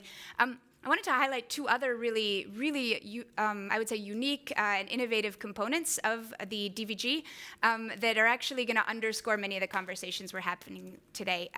The first is this notion of patient-relevant improvements in structure and process. This is itself quite novel, thinking about things like adherence and coordination of treatment processes, health literacy, patient safety. These are things that we all talk about and we think unambiguously contribute to the quality of care. But these are not traditionally factors based upon which we make regulatory coverage decisions, and so that itself is quite novel. And then the second component of this is that there are all of these different types of study designs that Julia talked about, that many of which, and this is the last thing that you said, but I really want to underscore this, they might not look like the types of clinical research that we're used to thinking about or historically have thought about when we think about running a clinical trial. I think many of us, at least, you say picture a clinical trial, we think about a very simple two-armed randomized controlled trial for a simple pharmaceutical product. With digital products, things are both more interesting and also more challenging. And so we want to talk about some of the opportunities and challenges therein. But just as an example, if you think about think about a virtual reality tool for the treatment of some sort of behavioral condition. All of these questions that we have suddenly are new to us. So how do we think about placebo groups? What's the comparison group? How do we think about, even in something that resembles a clinical study in the way that we know it, how do we even think about we know what the treatment arm is probably, but what are the comparisons that we want to consider? And so these are the topics that we'll be touching on over the course of today and tomorrow. What I want to do is just underscore a few of the challenges and opportunities, and these are things that really came out in the conversation that we had and spurred many of the conversations, the roundtable. So the legislation itself offers very broad methodological flexibility. We have this here under challenges. It could also be seen as an opportunity. But what that means is that in many respects for innovators and for manufacturer firms, there isn't a recipe in the way that we're often used to thinking about it for a traditional drug or a traditional medical device. And then in the German-speaking world in particular, the scientific community has, to a large extent, historically focused on doing clinical research through randomized controlled trials. So this flexibility is perhaps particularly novel for a research community that has pretty traditional roots. And then the second, or the final piece is that because of that, many members of the research community worldwide, but in particular in the German-speaking countries, have limited experience with novel study designs. We're delighted to have included many of the experts from those communities in our roundtable discussions, but they're still unfortunately few and far between. On the other side of the Atlantic, in the US, my other home, there's a tremendous amount of experience and expertise in using real-world data and novel study methodologies. And the international community has really been working very hard to develop approaches to these challenges. And so what we saw in conversations with the Digital Medicine Society very, very early on is this very clear opportunity to connect these two communities. We have this wonderful international, to a large extent US focused, but much more broad, in fact, community with expertise in novel study designs and generating evidence in new but high quality ways, with the German community that has now, thanks to the Digital Healthcare Act, the DVG, has this really, really innovative policy environment that creates a number of opportunities for digital health companies. So our plan, of course, is to continue the conversation. We want to continue the conversation in a number of places. We'd like to continue the conversation with you today during the Q&A on Slido. We'd like to continue the conversation on LinkedIn. Please do find our digital medicine community group and join us. We'd like to continue the conversation through ongoing events, many of which will take place in English and be targeted at the international community. These will be future events where we collaborate with our friends from DIME, but also ongoing events for payers, for regulators, and for interested academics and researchers who want to stay in touch with us and sort of keep up with the cutting edge of evidence generation for digital products. What we're hoping to do both today and beyond is share some compelling examples of both tools and resources for thinking about high quality study designs for digital health applications. And so what I'd like to do next is welcome the first of a couple of our speakers who will be sharing with us some very exciting use cases. So before we go on, I'd like to provide a brief introduction as well as a bit of context for our next talk. I'm thrilled to introduce Dr. Richard Platt. Richard is a professor and the chair of the Department of Population Medicine and president of the Harvard Pilgrim Healthcare Institute.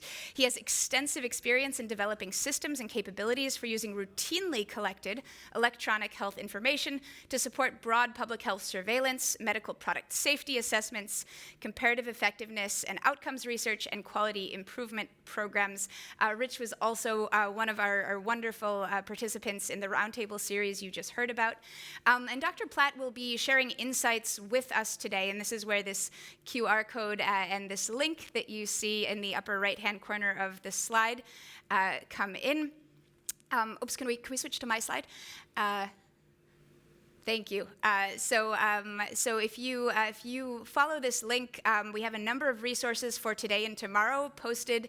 You can go to bit.ly/DMW, so Digital Medicine Week resources, or you can go ahead and scan this QR code, which will take you there. What we wanted to do is just provide a little bit of background reading. We would love to have Dr. Platt present for really several hours, but because our time is limited today, we wanted to give you some background readings and some follow-up readings on the talk he'll give. He'll be sharing insights from the Sentinel Initiative, which is a major real-world data project in the United States.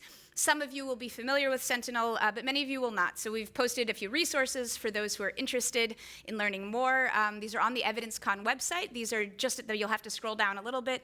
These resources are posted along with a set of other readings and resources that we think will be helpful as we move through the day today and as we move into tomorrow's research-a-thon. So just scroll down and you will see everything. And sort of with that context, and I would say with that opportunity for follow-up reading, I'm delighted to introduce Dr. Richard Platt. The stage is yours. Okay, thanks. It's good to be with you. As I participated in the roundtable, it seemed to me that there is an enormous opportunity to use embedded pragmatic clinical trials to learn much of what would be useful to know about the introduction of digital products into practice. I'd like to make the case with you by talking about a worked example, a study that we recently completed in the US we call the Impact AFib study. So first, what do I mean by embedded pragmatic trial? That's a trial whose intent is to assess effectiveness rather than efficacy. And by that, we mean the impact of something, a prevention strategy or a diagnostic method or a treatment regimen in routine clinical practice, as opposed to clinical trial circumstances. Common features of pragmatic trials are that they're conducted within the kinds of healthcare systems that take care of the patients who might use the product. Often, but not always, it's desirable to randomize clusters of individuals. The cluster might be a hospital or a provider group, though sometimes we've randomized entire geographic regions, towns or counties or states. And as much as possible, embedded trials use existing procedures and infrastructure. Because of that, these trials often have both reduced costs and increased efficiency compared to conventional clinical trials. Here are 5 features of pragmatic trials that are common, though not all of them are present for every trial. If we start on the left, these trials need to be designed with the input of the health system stakeholders, both the patients and the providers who might use the product. The intervention is incorporated into clinical workflow, so the intent is to mimic to the greatest degree possible a workflow that is the one in which the product would be used if we decided it would be worth adopting. Data are collected through the electronic health record or other electronic data as much as possible. They should take all comers, diverse representative populations. And by this, I mean the populations of people who are cared for by these organizations or systems. And of course, these should be outcomes that decision makers would care about. So there has to be a sense in the communities that conduct these studies that the answer to these questions would be important to them. There's a large and growing literature on embedded trials. This is a link to what I consider to be an excellent resource. And so I'm going to leave the discussion about pragmatic trials alone here and shift over to talk about the situation that in which we studied did this pragmatic trial. The condition that we tackled is atrial fibrillation. It's among the most common cardiac arrhythmias, and it is an important public health problem. In the US, approximately 5 million people have this condition. It's quite common in people who are over 65 years of age. And the reason that it's so important is that it greatly increases the risk of stroke. The estimate is that something like 15 to 20% of ischemic strokes are due to atrial fibrillation. It contributes to a large number of deaths, and it is expensive. There is excellent therapy to prevent these strokes. Anticoagulation has been known for a very long time to be highly effective. The panel on the left shows summarizes data from 6 large placebo-controlled trials of warfarin, which for decades was the standard of care for anticoagulation, showing that it prevents about 2/3 of strokes. And then the novel oral anticoagulants that have been introduced in the last decade or so are somewhat better than warfarin, about a 19% improvement. So it's possible to prevent a substantial majority of all of that atrial fibrillation-related morbidity. And yet, as I'll show you in a moment, there is a large number of people for whom there is consensus guideline recommendation for anticoagulation who aren't anticoagulated. And our goal was to see whether we could encourage more of those people who aren't anticoagulated to begin anticoagulation. And our strategy for doing that was to use health plan members as change agents for their physicians. Our thinking was we would contact health plan members directly, explain to them that they were at some risk and that there were treatments for that, and they should talk to their providers, their doctors about this. So the rationale is underuse of anticoagulants is a public health priority. It's also a priority for health plans. In this case, we're talking about insurance companies, and that the kind of intervention we were talking about was one that's very consistent with the kinds of interventions that health plans use all the time. It's also possible to identify the patients that we care about and their outcomes using the Sentinel distributed data set. And I'll get to the Sentinel system in just a moment, explaining what that is. The intervention that we developed had a component aimed at patients, so a letter that came from their health plan with some additional information. And we also wrote to the providers and told them that we were contacting their patients and encouraging them to be open to that conversation with their patients. This is what the members' letter looked like. It came from the chief medical officer of their health plans. And this is what the letter to the providers looked like. We reminded them that we were sure they already knew that anticoagulation was highly beneficial, and we provided some additional facts. You can see we said, we know you know this, but we just want to be clear that having the patient on aspirin, for instance, is not an adequate substitute, things like that. So that's the setup for the condition that we cared about and the way we were going to intervene. And here's the environment in which we proposed to do that. We specifically wanted to test the ability of the Sentinel system to conduct trials like this.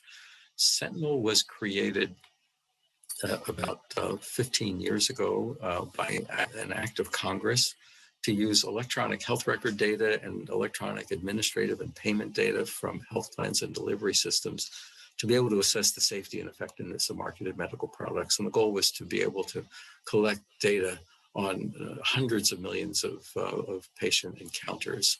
The system is currently accruing data on about 71 million people. And I won't go through the rest of the bullets here, but it is a very large data platform whose principal intent is to be able to study the safety and effectiveness of marketed medical products.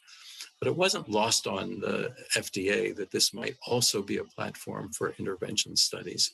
And it created a sister program called Catalyst to be able to use this resource for outreach that goes directly to clinicians and patients, either directly through the health plans or through their delivery systems. These are the 5 health plans that participated in the Impact AFib study. Most of them are very large multi-state organizations. And these are the other organizations that participated in this study. We had, in addition to the Food and Drug Administration, which was the sponsor of this study, we had patient representation. We had input from 2 research units at Duke and at Harvard, as well as the joint participation and sponsorship by the Clinical Trials Transformation Initiative. Our study design was intended to be a simple and pragmatic one. We wanted to make it as simple as possible because we wanted to, in the event that it was successful, we wanted it to be something that health plans would be likely to adopt on their own without requiring additional support. So we identified patients who would be eligible for inclusion with the criteria shown here on the left. Every one of these criteria could be identified from routinely collected administrative and billing data that were already in the Sentinel distributed data set. The reason for the Sentinel distributed data set is that it makes it possible to work very efficiently across all 5 of these participating health plans. We could do all of the work by sending them an executable computer program. We use SAS, and they could run it directly without any modification. We then randomized people to a control group or to the patient and provider intervention that I described to you. And with the approval of the Research Ethics Board that oversaw this, The requirement for informed consent was waived. There are well-established criteria for waiving consent. The two principal ones are that there is no more than minimal risk, and also that it's not practicable to conduct the study without the waiver, and the study met both of those criteria as well as the others. The outcome, the primary outcome, was the difference in the proportion of these patients who were started on oral anticoagulation over the course of the following 12 months. And there were a number of secondary outcomes that we were also interested in looking at, and I won't read those here. But I do want to point out that every one of these primary and secondary outcomes could also be identified from routinely collected data. So we had to do no extra work to develop the data set for either to identify patients who are eligible or to track the outcomes. I say in quotes, all we had to do was contact the patients and their providers. Here are the results. We identified about 200,000 eligible patients whom we randomized to either to the early intervention group or the delayed intervention group. So you can see that that's close to 100,000 in each group. We did the randomization before we ascertained their anticoagulation status. We don't have time this morning to talk about why we chose that design, but it was an important consideration on the part of the Ethics Advisory Board that helped us design the study. That left us, and so you can see that about 2/3 of the eligible patients were anticoagulated. So the glass is 2/3 full. That still left essentially a third of the patients who we believe would have benefited from anticoagulation who were not anticoagulated. You can see that about 10% of them were censored for a variety of reasons, leaving us about a quarter of the patients who were eligible for the modified intention to treat. And you can see that the average length of follow-up was something over a year. The population was well balanced. First of all, they looked like patients who have atrial fibrillation. They were by and large old. About half of them were old. So I'm in that age group. Just want to say I'm not casting aspersions. Close to half were women. And although the cutoff criterion for severity of risk factors for risk for stroke was a CHA2DS2-VASc score of greater than or equal to 2, on average, they far exceeded that. So this was a high-risk group. Here's the result. It turns out that this intervention, a single mailing to patients or clinicians, did not result in either a meaningful or statistically significant increase in the number of people who were anticoagulated a year. You can see my cursor. The top dot shows you that primary outcome at a year. You can see that there was a slight trend to, if you look just at the 42 days after we sent the letter, there was a slight trend in favor of an increase. But this is not. But our conclusion was a single letter is not a sufficient intervention to increase the use of oral anticoagulation. That's that is an important conclusion on its own, because we were aware that there were at least 2 health plans that were, as a routine, using this kind of intervention, and we now know that doesn't have any beneficial effect. So here are our conclusions. We concluded that first of all, it was feasible to identify, enroll, and obtain outcomes in this kind of embedded pragmatic trial. The second is that there was no statistically significant or clinically meaningful difference in the rates of initiation after this mailing.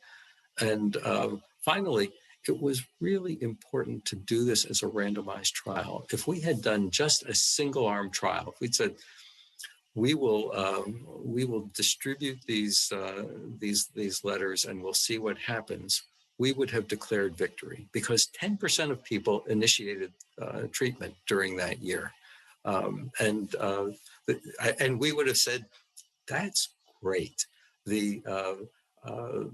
Without realizing that that is exactly what would have happened without the intervention. And so I want to stake a claim for saying it's important to do comparative trials. It's important to test interventions that seem highly logical, and to do it in this kind of very efficient way that replicates the conditions under which the practice would be used if it were successful. So that's my message for this morning. I want to acknowledge the participation and support of a very large number of people at FDA, at the health plans, our patient representatives, Clinical Trials Transformation Initiative at Duke, and at my home institution, the Harvard Pilgrim Healthcare Institute. Okay, I'll give the microphone back to you. I'd be happy to follow up anytime. I think you have my contact information. If there's a little you want to do now, I'm happy to do that, but more than happy to follow up afterwards. Thank you. Wonderful. Thank you so much, Rich. That was terrific. I think it's wonderful to see just how thoughtful this study design was, and I think I've heard about this project a few times, but I certainly take something new away from it every time I hear about it. So that was wonderful. We have a couple of audience questions, and if you don't mind, I thought I would kick those over to you. Sure. The first was, just a compliment that this is a really cool study, and based on what you learned, what would you recommend to a smaller team? And this is something, we preempted this by saying this is a very ambitious project, but would you have a recommendation based on your learnings from the Sentinel Initiative for smaller teams that are interested in pragmatic trials and or using real-world data? We did this as a large study in part because it was an interest of FDA's to ask, is it possible to do an embedded trial like this across multiple organizations? So that was sort of a part of the rationale for doing this, but there's no reason that the study has to be this large, or the kinds of studies that I think the digital medicine community would need to have. I think it's always important to know how big a difference is it important to show and to power a study to do that. But I think for many of the, as I read the prime examples of the kinds of products that you're considering, my sense is that it would often be possible to study hundreds of people, not tens of thousands of people. So I think that should be well within the capabilities of a small team. I think that the key is first of all not having to develop the data on your own. So finding a practice environment that has an appropriate data capability where you don't have to add a great deal to make it useful is probably the primary thing. And then the second is to make sure that there are clinical partners who are really interested in taking this on. To the extent that you can offload from the clinical services anything special they would have to do, I think that would be important. So one strategy that we might use, or if we were talking about digital medicine products, would be to work with the electronic data and identify a list of patients who look as though they might be good candidates, and to ask the clinicians to review the list and take off the list anybody they think is inappropriate, but then let the study team be responsible for doing the outreach. One way we've done that is to send a postcard to each patient saying, it would come out with the clinician's name and maybe the investigator's name saying, dear patient, you might be a candidate for participating in this study.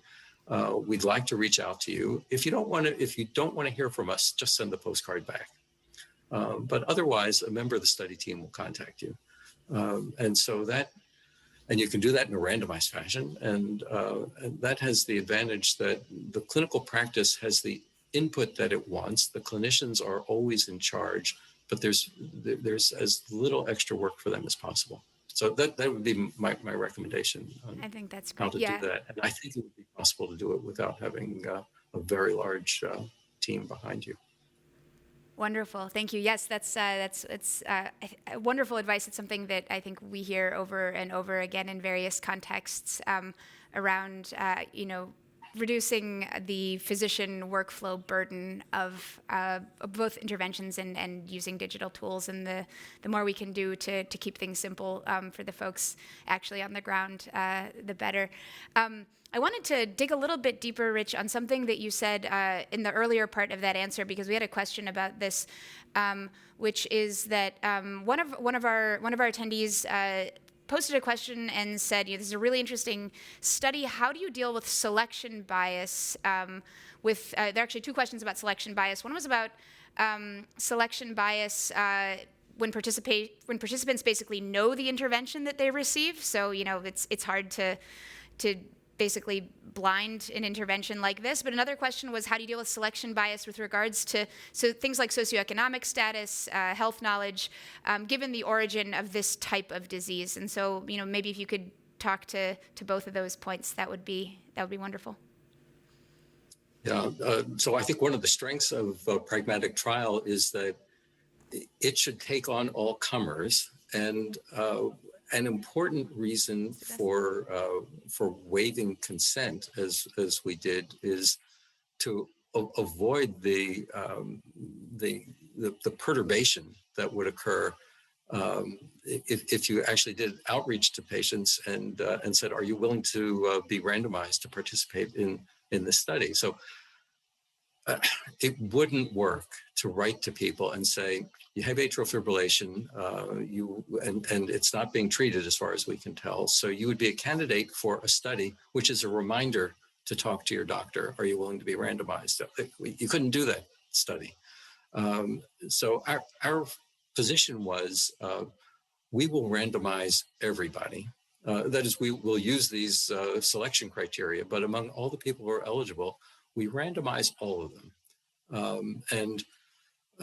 In this study, we had an early intervention group and a delayed intervention group. Depending what the intervention is, maybe there's no delayed intervention group. So some people would know that they have that there's outreach.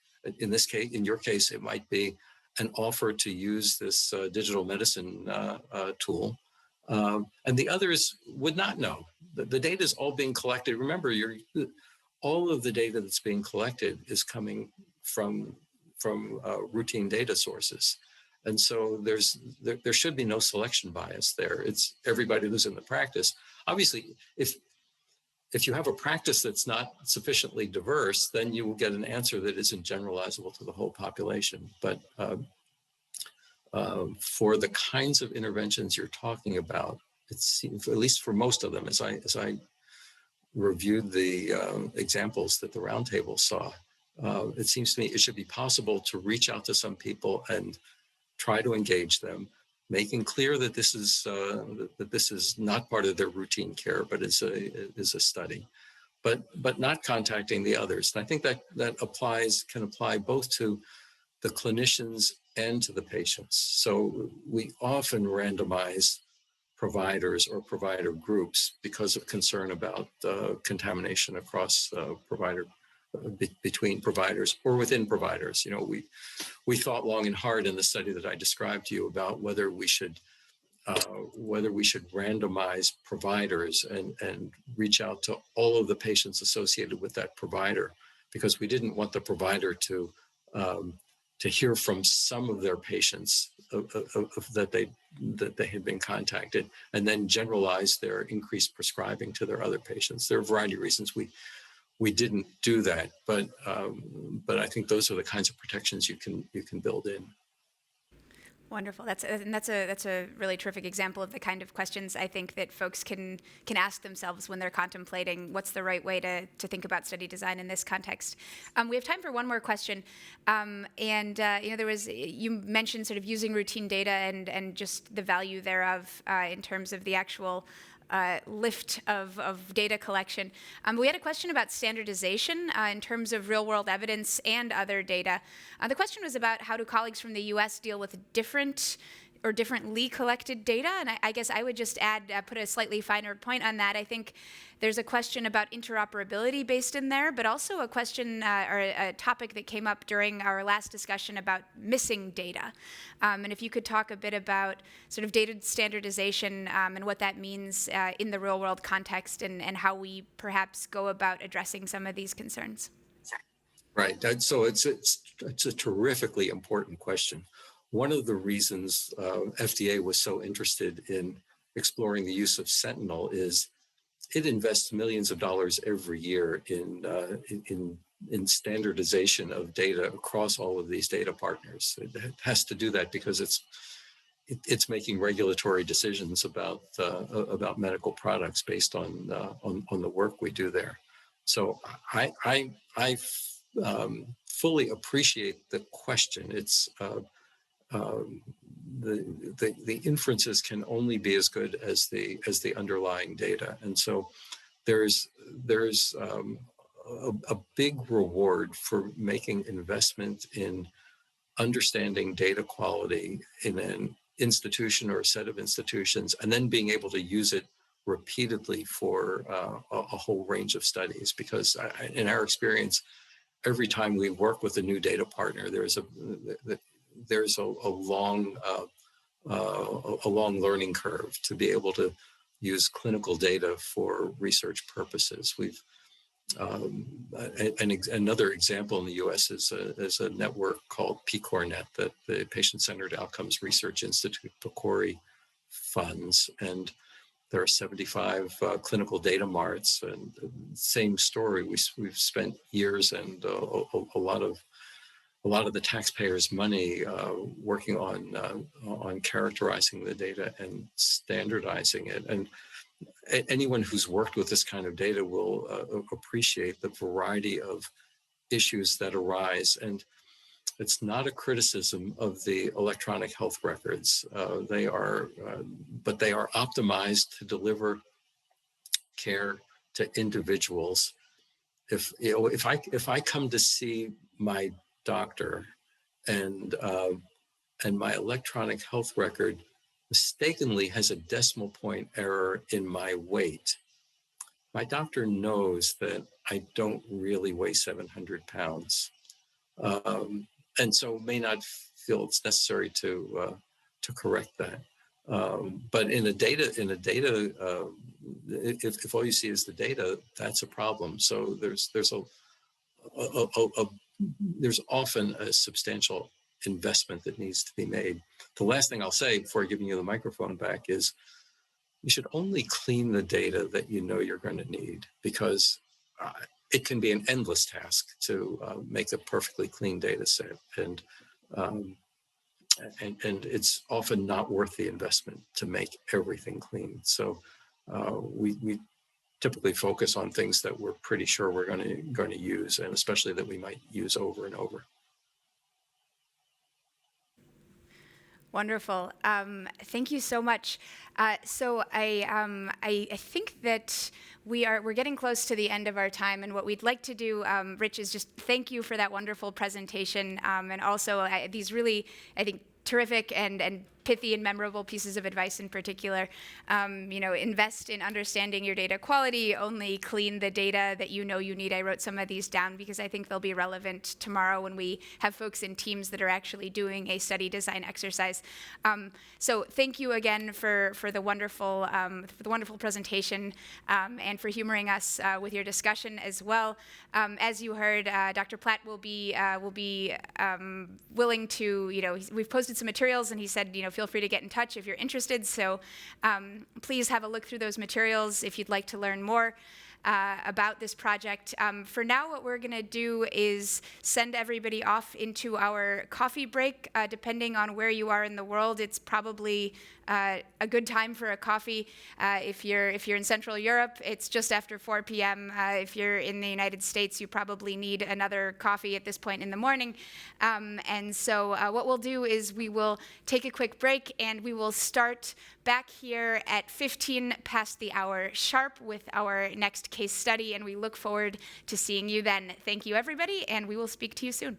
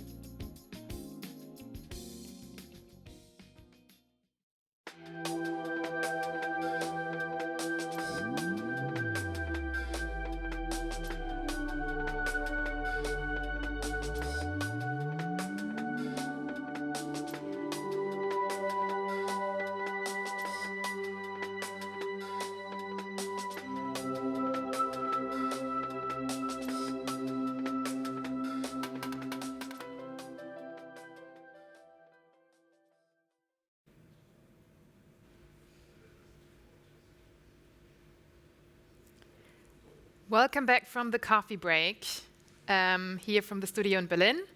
I hope you had a good afternoon or morning coffee. We are going to continue with the program, and I am very delighted to welcome Professor Dr. Silvia Schneider. She's professor for clinical child and adolescent psychology at the Ruhr-Universität Bochum. She has a great track record of research in anxiety disorder in children and in the treatment thereof. She is especially widely known for her impressive longitudinal studies on children and mental disorders. So very pleased to have you here. And we're very much looking forward to hearing about how you are using digital tools to target hard-to-reach populations and the evaluation thereof, of course. So welcome again, and we're looking forward to your presentation. Thank you. Let me share my presentation with you. Okay. I hope you can hear me and see. We can hear you well, and we see the presentation. Yes, so thank you very much for this wonderful invitation, and I'm very happy to present a little bit of my work, of my recent work, where we started to use digital tools to target hard-to-reach populations. And I would like to use this presentation to give you two examples how we use digital tools in the treatment of mental disorders and also in the prevention of mental disorders, in particular in children. And I think the announced digital revolution that was announced by Steve Jobs many, many years ago has now arrived in mental health care. And I think this is an important point. And I think it's a very hot topic around the world. And I have here an example of a recent publication in the Harvard Business Review where the authors describe the digital tools as revolutionizing mental health care in the US, but not only in the US, around the whole world. I think is digital tools a big promising thing that we should use. And in Germany, we have since 2019 the Digital Supply Act that allows now, for example, our medical doctors to prescribe health apps, which is a real big thing, I think. And also that health insurances are now covering usage costs, for example, for the use of health apps. We are allowed to do digital consultation hours. And I think last but not least, the Corona pandemic has also given a big boost for digital medicine and also for digital psychotherapy approaches. And I think that will be a big advantage for our mental health care services. So let me come to the next slide. Yes, what are the chances for mental health that we get with the digital tools? So I think a big problem of mental health services is that it's a question of access to get evidence-based treatments is a major challenge in mental health care. So we know in Germany, but not only Germany, around the whole world, there are long waiting times, for example, for psychotherapy treatments. We do have a very significant and strong urban-rural gradient, which means that if you live in a city, it's quite easy to get a treatment in psychotherapy.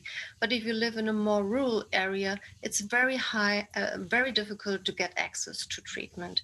And so digital tools will be a big and a good alternative for face-to-face psychotherapy, for example. Another thing, another big advantage of digital tools are, of course, the good cost-benefit ratio, and that for patient, these tools mean that they will have access and unlimited access to these tools 24 hours, 7 days per week, which I think it's also an important point for digital tools. And last but not least, we have meanwhile a big amount of empirical data, studies, randomized control trials showing us that these digital interventions are comparable, effective, as face-to-face interventions. So I think there's no reason anymore not to use this. Even there might be some reasons from psychotherapists who are used to have treatment always in a face-to-face condition, but I think the data and the other economic but also feasibility and reachability arguments for digital tools make very clear that we should use this big chance. If you use digital tools, you can use it in different ways. So most approaches are used as a standalone approach that is combined with a very small amount of direct psychotherapy contact. But you can also use it in a more blended approach where you combine face-to-face intervention with digital tools. And that is what we are doing here in Bochum in our team, that we have now started 2 different studies where we use digital intervention in addition to face-to-face interventions. And I would like to give you 2 examples how we do this. In one study, we use digital tools to improve mental health in refugee families with young children.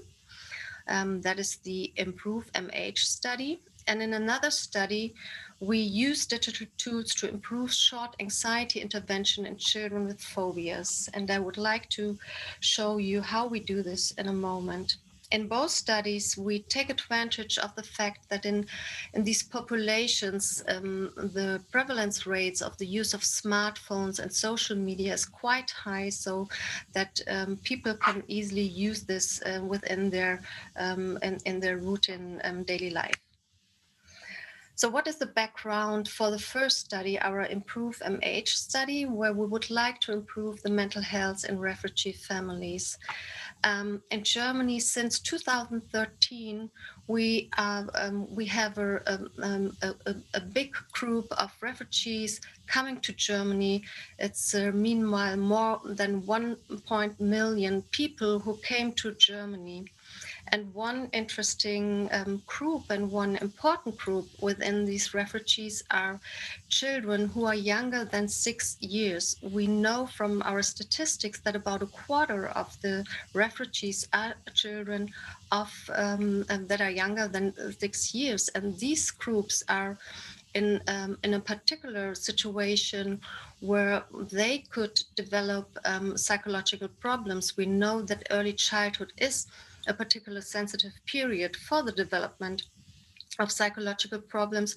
So it makes a lot of sense to address these children.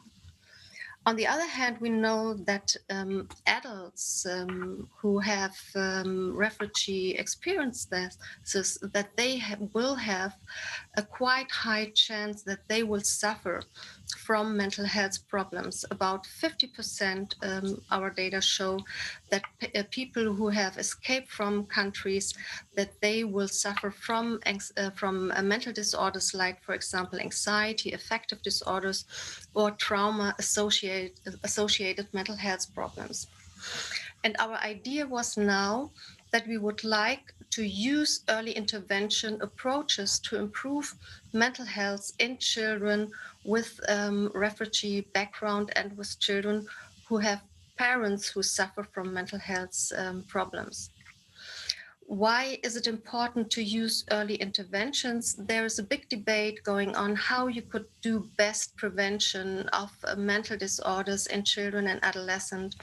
And one prominent person who analyzed many data about how you can do best psychosocial intervention to prevent mental disorders in children and adolescents is James Heckman, who is a Nobel Award winner in economics, and he did many economic analysis to show that it makes sense to do early intervention, because there you will have the best return of investment. So if you spend money there, you will get back many more money, because you will have the best period of time where you can establish a healthy development in children.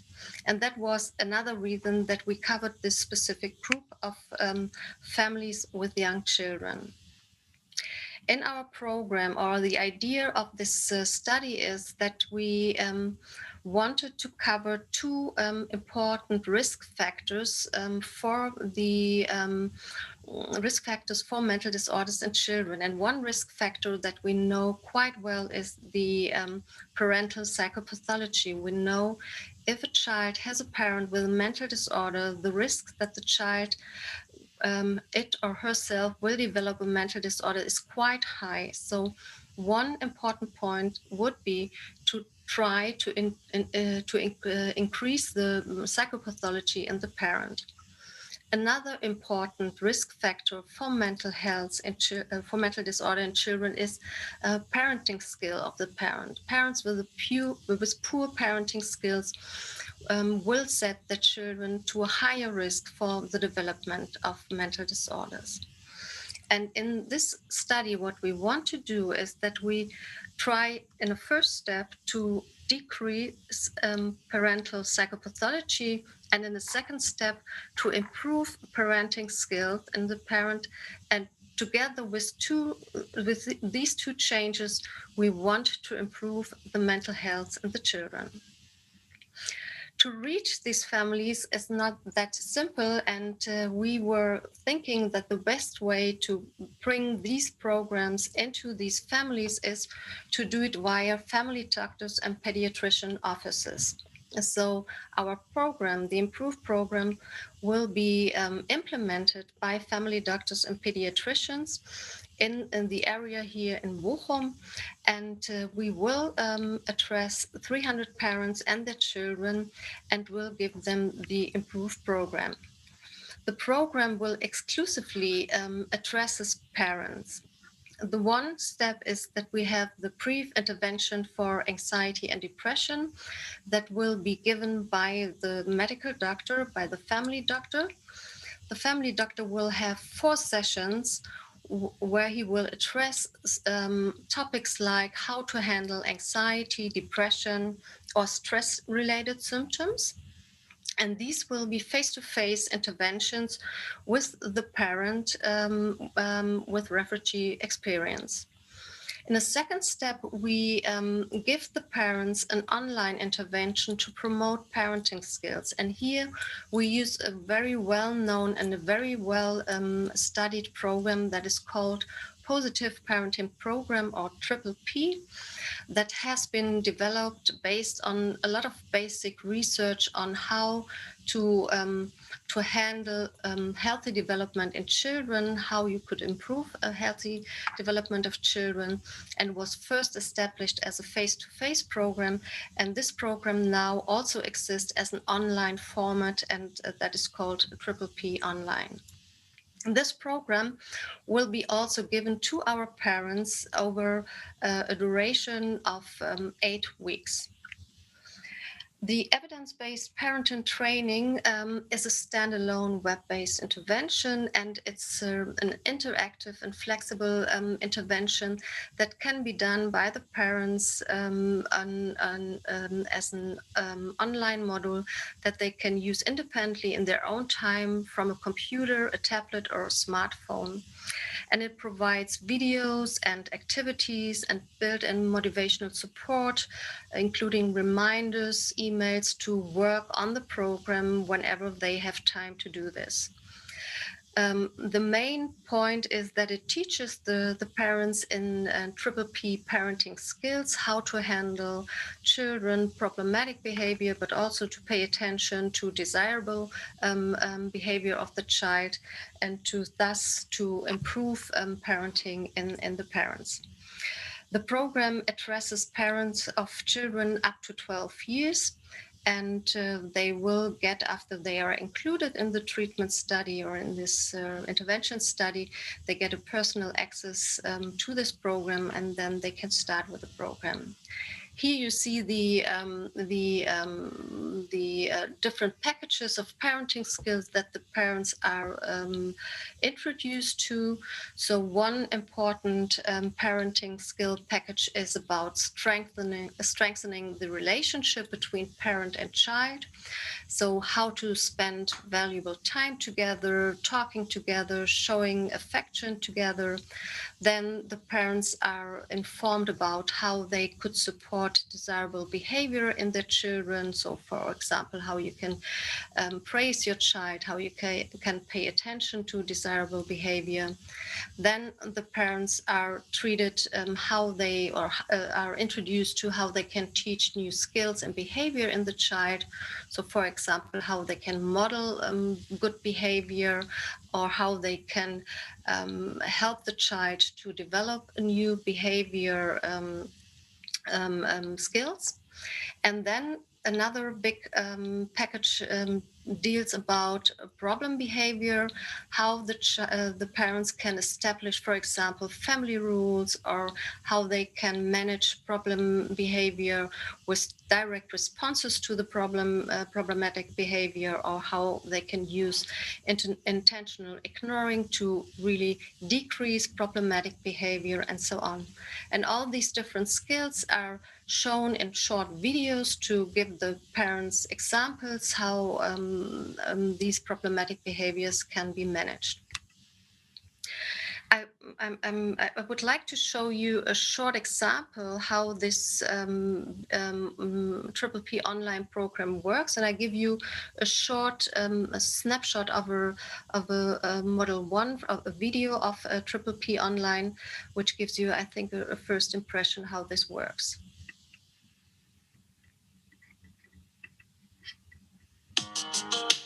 As parents, we want our children to be happy at home, at school, and with their friends. The Triple P Positive Parenting Program can help make that happen. We'll give you new ideas to build a strong, loving relationship with your child and guide Professor their Schneider? development, behavior, and emotions as they grow. Professor Schneider, apologies, we cannot see the video at the moment. Oh. I assume that the link is opening another window that is not shared by your screen right now, but maybe I can share the video on if it's available online. I will share it on Slido for our visitors, so that they can exit it directly, if you don't mind. Okay. So then, let me see. Sorry, I didn't expect that. No worries. Okay, where do I have the... It's okay. I think I can find it online if it's a video. Okay. Yeah. I'm looking already. Yes, but now I'm searching for my my presentation. Yeah. Maybe we can have the... Okay. Yes. Yeah. No, this is not the right one. Sorry. I open it again, hopefully. Yes. Okay, so I'm back. Okay, sorry. Yes, so if you get the chance, I think it really gives you a good impression how Triple P Online works. So the program of Triple P Online is embedded in the whole improved program that I would like to explain a little bit later, but just to give you a feedback how the Triple P Online program is evaluated. I think important is that this Triple P Online program is really based on this face-to-face program, which has been studied in several studies worldwide and has shown really good effects on different outcomes that are important. So, and this was also done for the Triple P Online program. There are first studies showing that this program has really positive effects on improving a range of child and parent outcomes, like, for example, that it reduces child conduct and emotional problems and reduce ADHD symptoms. programs. It improves parenting styles and practices and use of positive parenting strategies.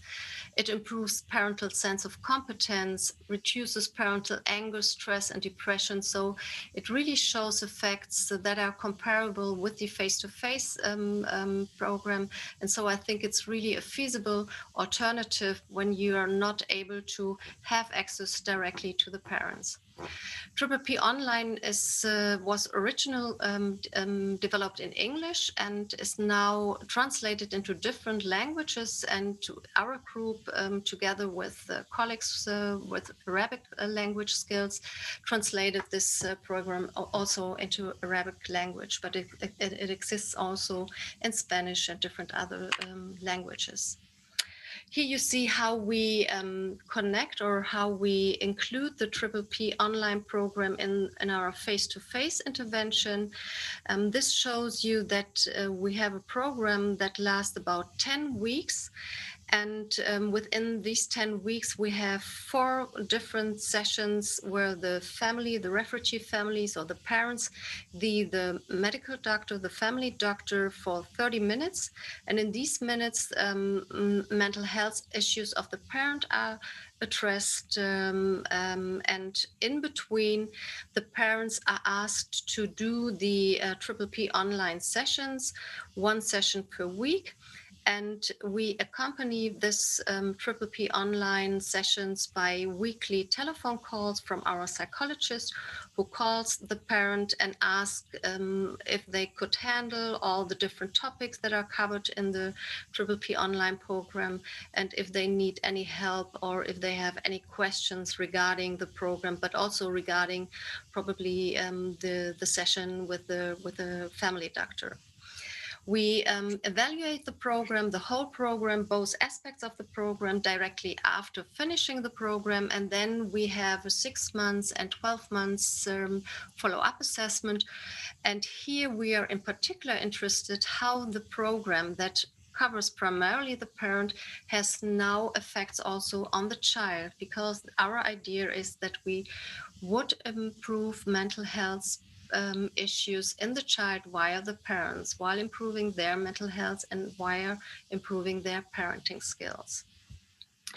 We have now started with this study, and I hope that we can present data on the effectiveness of this combination of parenting training and mental health improvement of parents at some time later about the improved program. So let me give you a second example where we cover another group that is very important if we really want to improve mental health issues in children. And this is a program that covers children with anxiety disorders, and in particular with specific phobia. And here we work with a group, with an international group of researchers in the Netherlands, in the US, and in Australia. And here is the idea that we would like to improve an already established program, the 1 session treatment for children with specific phobia, that we would like to improve the success of this program by adding an app that, a homework app that should help children to maintain exercising exposure sessions in their routine, in their daily routine. And what we do is that we try to address primarily children at the age from 6 to 13 years. And why we are addressing these young children is because that we know that anxiety disorders do start very early. So we know that the childhood and adolescence is the main risk period for the development of anxiety disorders. You see here the prevalence rates of anxiety disorders in children and adolescents, and you see it for adults, and you see that there's only a small increase from adulthood, from childhood to adulthood. So a quarter of children show anxiety disorders, and about 29% of adults show there. And that shows very clearly that anxiety disorders start in childhood, and it makes a lot of sense to address anxiety disorders in that age group, and that this will prevent later mental disorders in adulthood, because we know that anxiety disorders are the promoter for further mental disorders like depression and other mental disorders. The treatment that we are covering in this study is the one-session treatment, a treatment that was primarily developed for adults.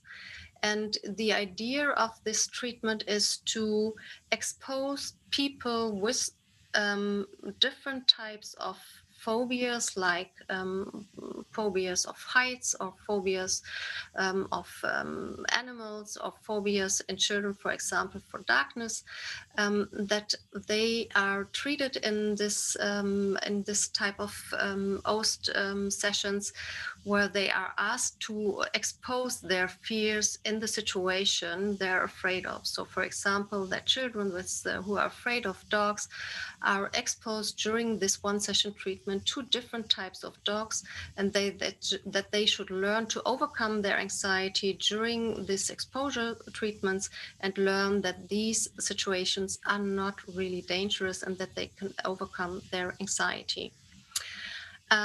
This session is a long session. It's not a typical psychotherapy sessions of 50 minutes. So typically it lasts up to 3 hours and is prepared by a very carefully done diagnostic sessions. And in children, there's also a parent session preparing this exposure session. Here you see the how successful this treatment for specific phobia works. You see here one of the first studies that was done with children with specific phobia that were that have been finished this one-session treatment. You see here that after the treatment directly, that about almost 60% of children were free of their original anxiety disorders after this one-session treatment, which is a strong effect if you think about that it was only one session. And there was a control group where the children got just an education support treatment, and you see there's only a small change of anxiety prevalence rate of anxiety disorders, and you see that there's no change in the waiting control group. You see that this success maintains after the original treatment, so that this first study could show that this treatment success maintained after 6 months after finishing the treatment. However, if you see here in this graph, we have only about 50% of children who really get rid of their original anxiety disorders. But this also shows that there's room of improvement to increase this success rate up to 60, 70, or 80%. And that was the background of our idea, that we thought that it would make sense to add to this one-session treatment of exposure treatment for children with specific phobia, that we should add a homework app, with a goal that we encourage the children with this homework app to do regular exposure practices, so that they would exercise every day, and that this homework app will remind them to do these exercises and to give them a motivation to do this in their daily life. So what we do in this study, that we compare this new developed homework app against the regular treatment, one-session treatment, where we don't give this app, just give the recommendation to the child, you should practice after this session, but that there are no reminders or not any kind of reinforcement strategies after the original treatment. The idea is that we would like to include almost 170 children at the age of 6 to 13 years. And the development of this app was based on classical evidence-based contents from cognitive behavioral treatments. It includes cognitive behavioral principles, and there's a minimal therapist contact included in this treatment approach. The development of this app was closely connected with children. We did focus groups with children to ask them for recommendation how we should design the app and what kind of interesting features we should include. And also we did a feasibility test with the children and also with child and adolescent psychotherapists to get the best homework app as possible. And we have now finished this kind of homework app, and we are now starting an RCT, and randomized control trial, to see if this app can really improve the already existing success rate of the one-session treatment in children. And I don't know if this will work. I would like to show you a little bit what this homework app does.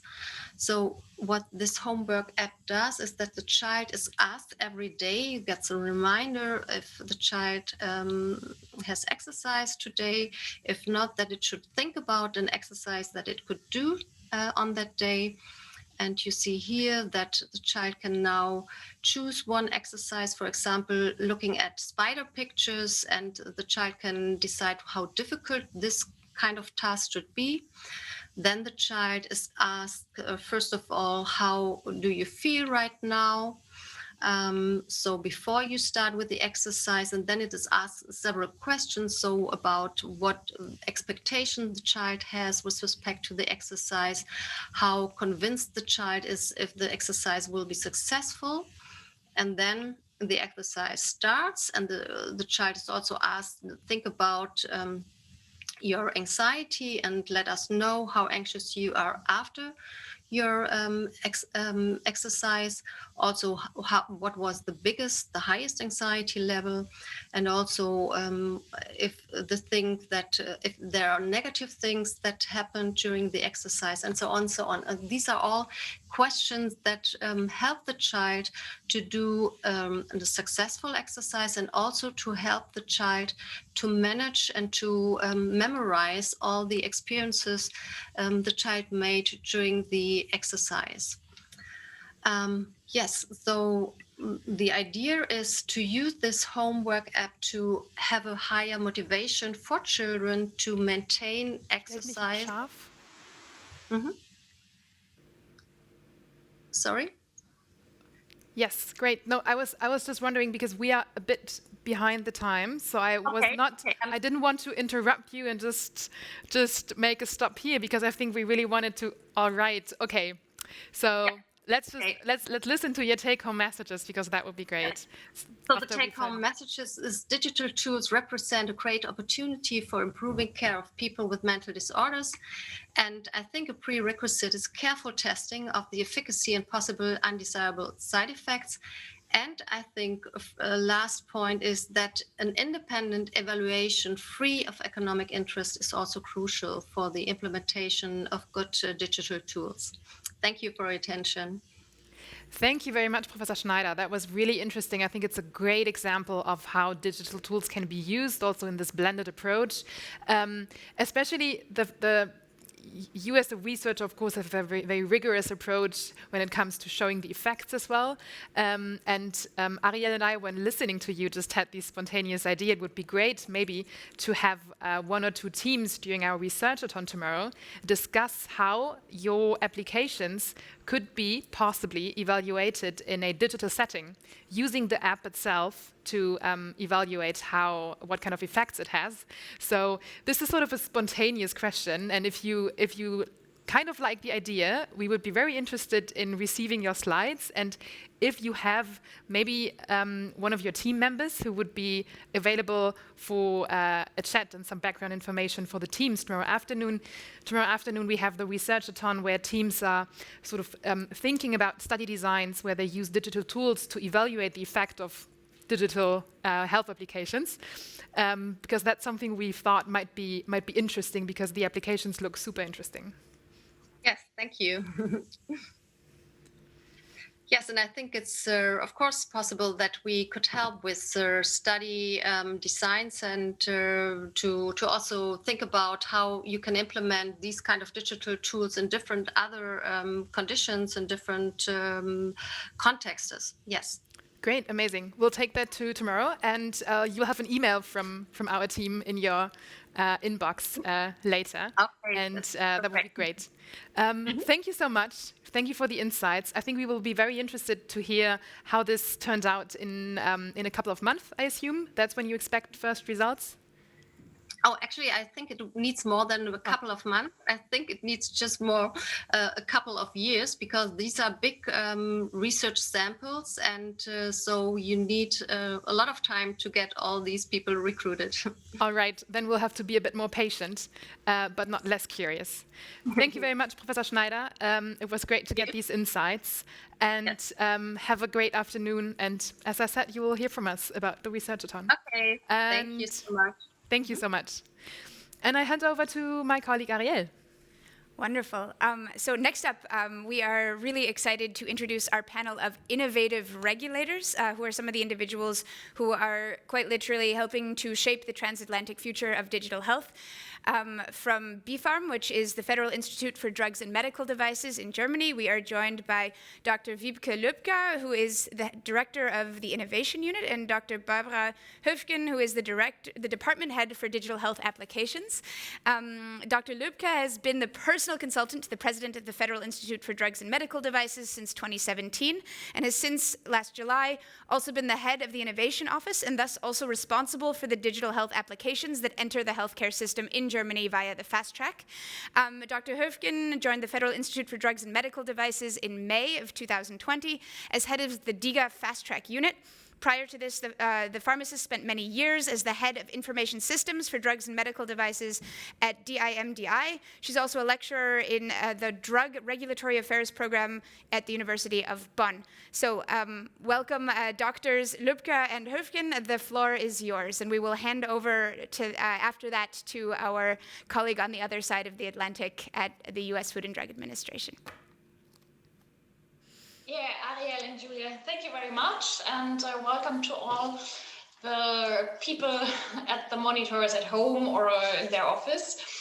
We want to provide you with a short overview of the experiences we have made within the last 5 months regarding the DiGA Fast-Track procedure here at the BfArM. We don't see the slides in presentation mode right now. But we can. Okay. Otherwise, our colleagues are offering to do the sharing again, which is also possible. So yes, just let us know what's best. And out of you, it looks like it works, but yes, so we are happy if you could share the slides. Okay, our technical team is taking care of showing the slides, and we have the two of you. Great. Okay. Once again, thank you. So I think you heard a lot about the DiGA Fast-Track procedure today, and maybe also in the last days of this digital week. So we can just highlight a few aspects that are important from our side. So we believe that the DiGA Fast-Track that has been implemented by the Digital Healthcare Act last year is a big step forward towards a digital ecosystem in Germany, because it creates a way for reimbursement of innovative, safe, and effective digital health applications. And not only the fast-track procedure, may I ask you to move forward to the next slide, please? So not only the procedure itself is a fast track, there's also been the implementation of this procedure. So starting with a draft law early 2019, the Healthcare Act came into effect in December 2019, And also the DiGA ordinance came into effect in April 2020, and that has been also the time point when the BfArM has launched the DiGA guide, a document explaining what the requirements are and how the criteria are interpreted by the BfArM.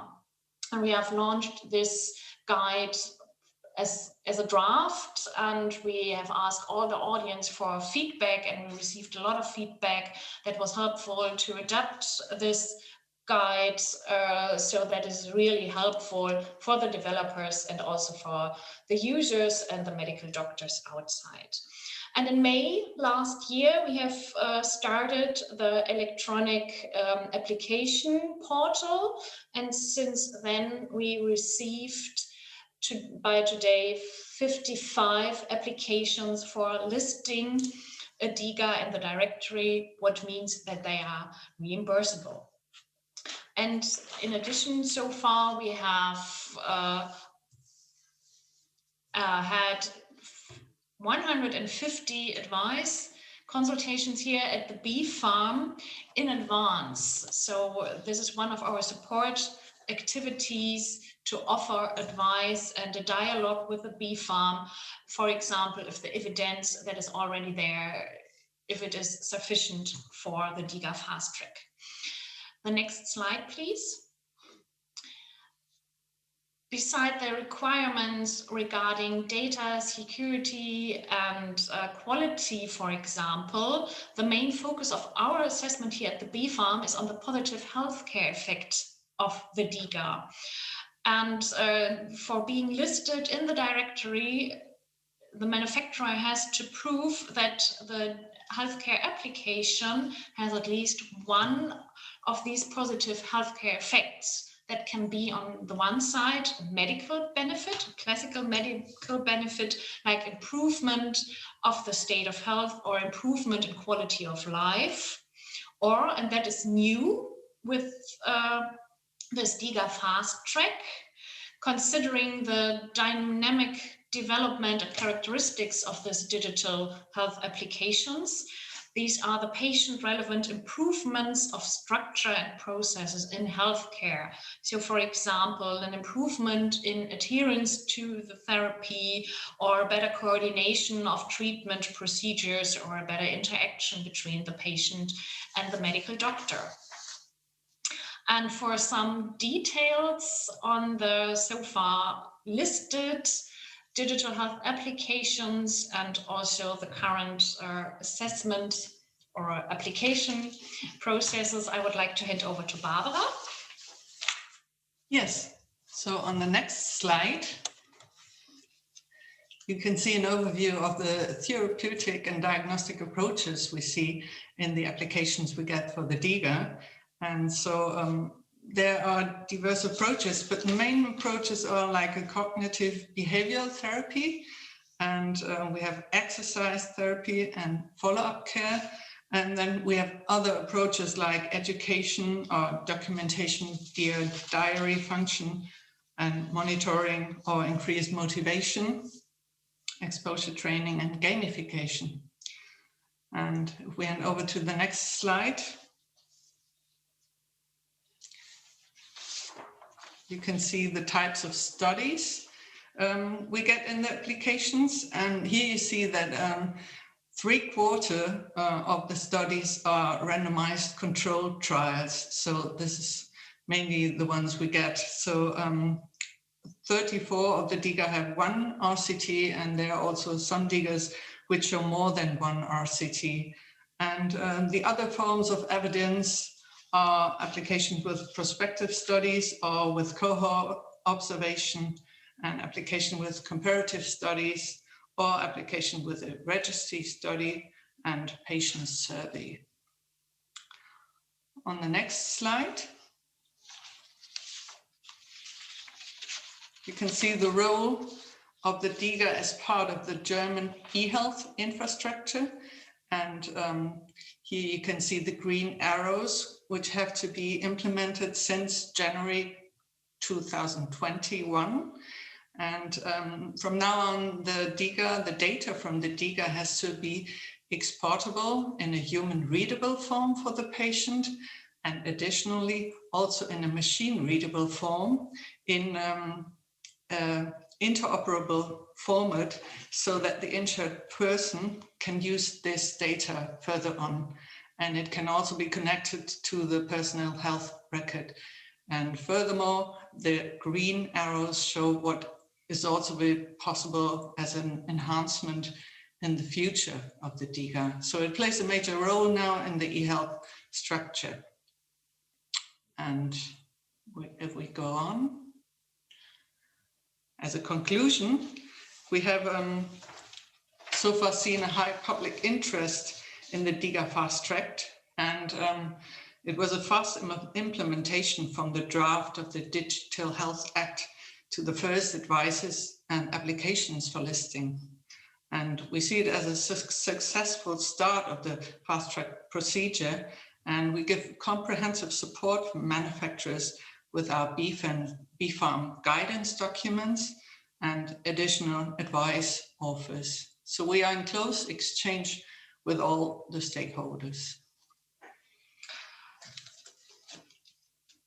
And as Barbara said, for example, with regard to the interoperability aspect, the DiGA are one puzzle in the whole ecosystem of e-health or foreign e-health infrastructure here in Germany, and not an isolated product.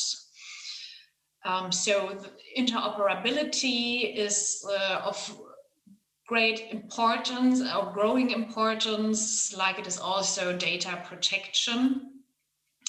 And for example, this is or will already be addressed by new draft laws. For example, that we are working on certificates ensuring data security, data protection in a proper way. So there has been a lot of discussion on this point, because so far it is only a checklist that manufacturers have to fill in. But yeah, as I said, there will be in the future a specific certificate for this aspect.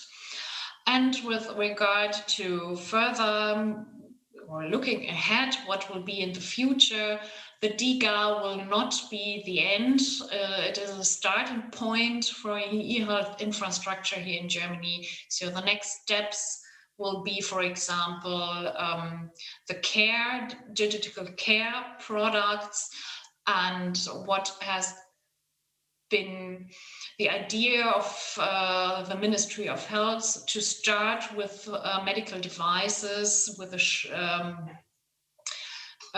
low risk class, so the class 1 and 2A products.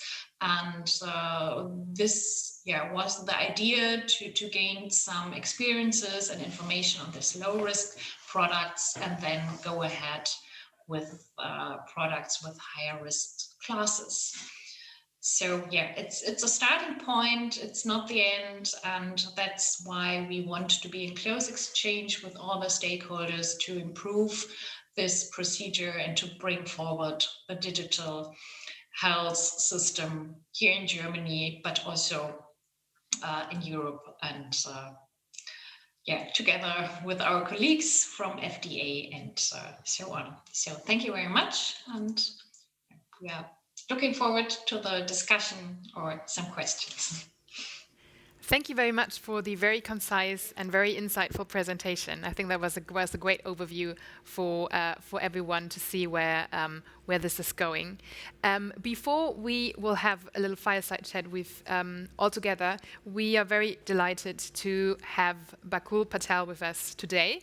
He's the director of the US Food and Drug Administration's Digital Health Center of Excellence, where he's in charge of providing the leadership, the development, and basically setting the strategic direction of how to navigate in a difficult setting between regulatory requirements and digital products. So we're very delighted to have you here, and we're looking forward to hearing from you.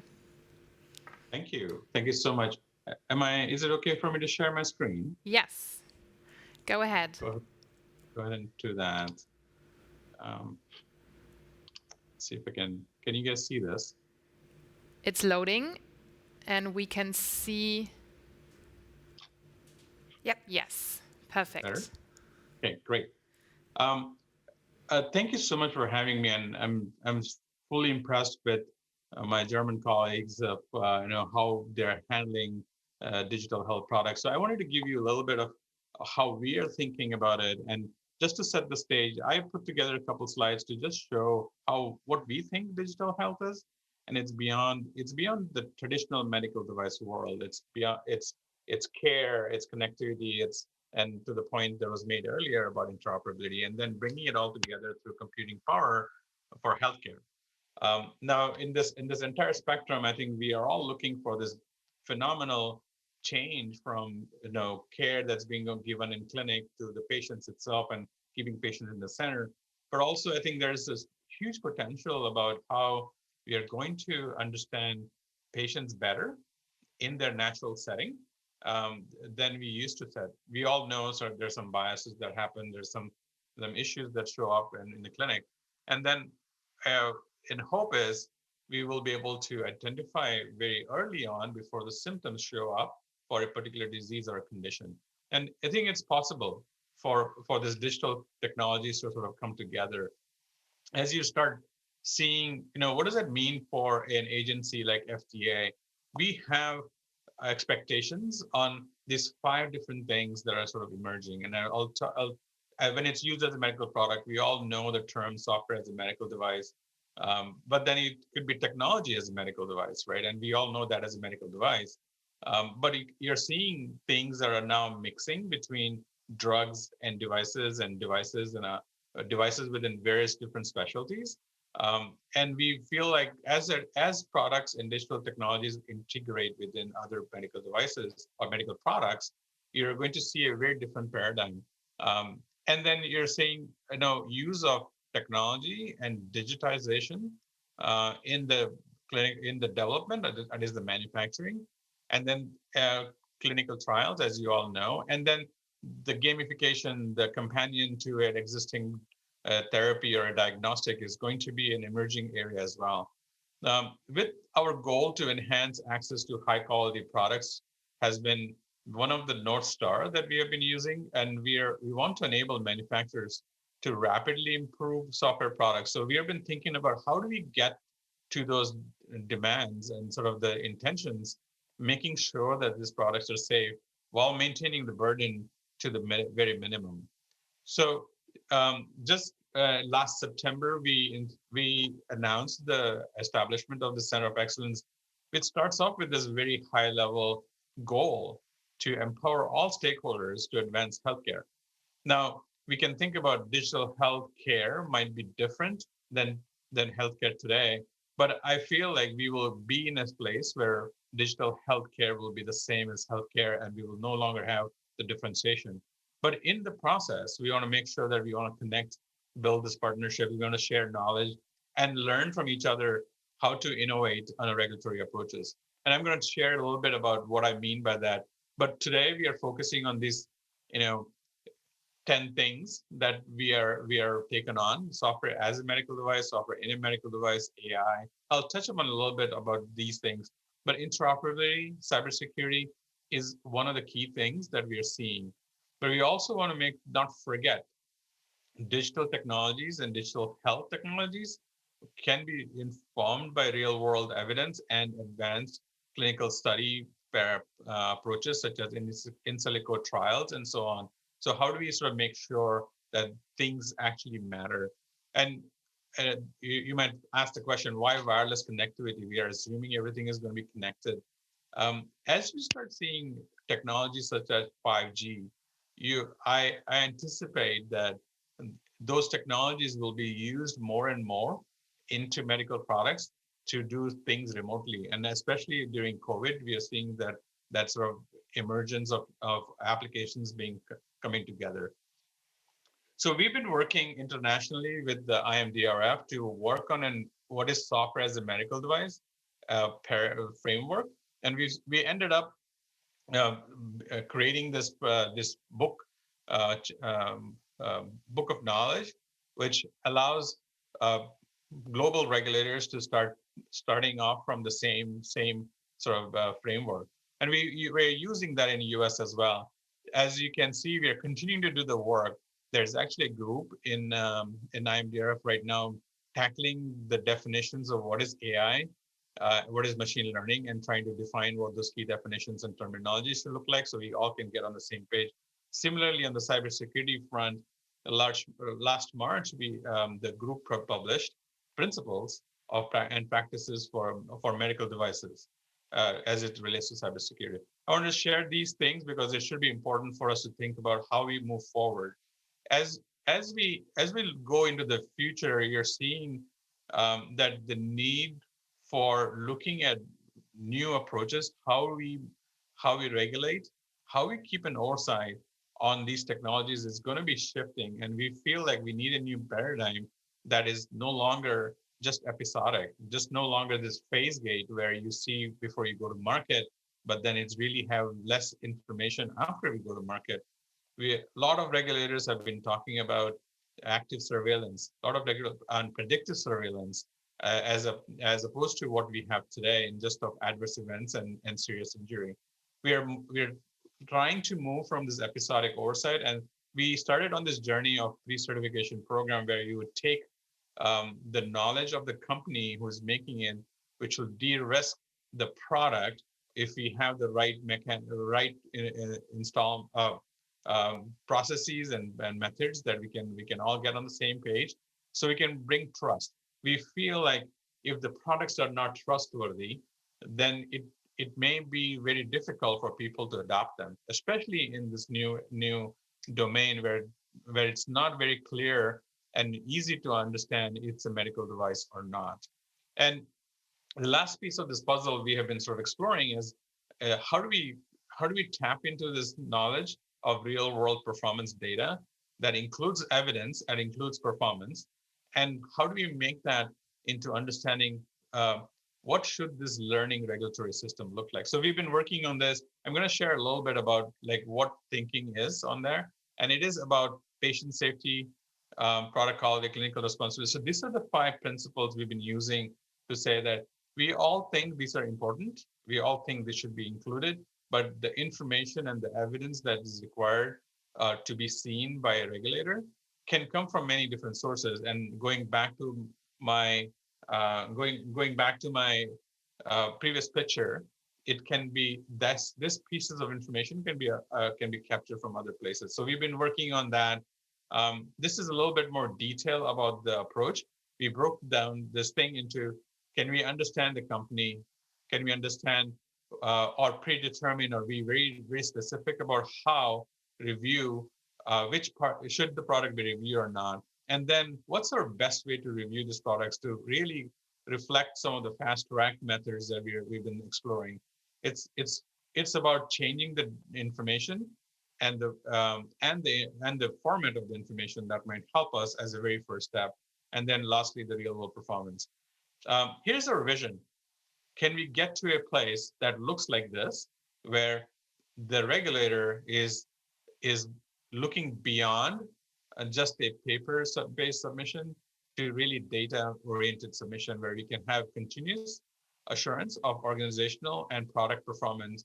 So the marketplace in this digital health area is actually well aware, and doesn't mean that we would spend a lot of time on everything, but it'll help us focus on the right areas as we move forward and make sure that these products continue to be safe.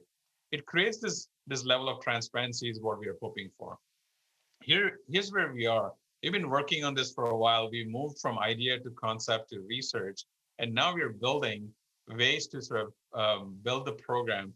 One of the things we're exploring this year is to build a program simulator, which will basically set up a in silico modeling infrastructure for us. Now, again, we have done the same concept of in silico modeling for many other sort of sectors and even product development. So we are looking at seeing how we can take such modeling and simulation approach, before we actually launch the program and try it out. So that's one of the things we're trying to explore, and really coming out of the COVID environment, it forces us to start thinking about accelerating the development of the program.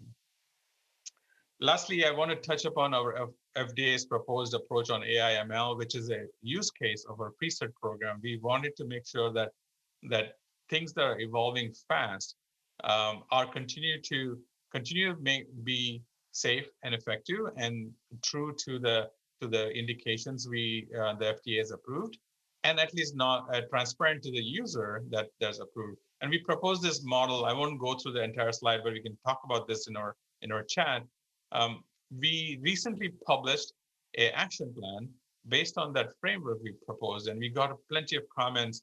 And what we're trying to do is, in addition to the comments we received, we're also engaging our patients to understand what do they want. And we had our patient engagement as advisory committee to tell us how do they see in this world of machine learning that's going to evolve every time, or it can evolve every time. They want to see. So we've been exploring this. We put out the framework, and I'll touch upon the 5 things we said in our framework. We don't think that we are FDA is the only piece of the puzzle. I think we need to work with all stakeholders,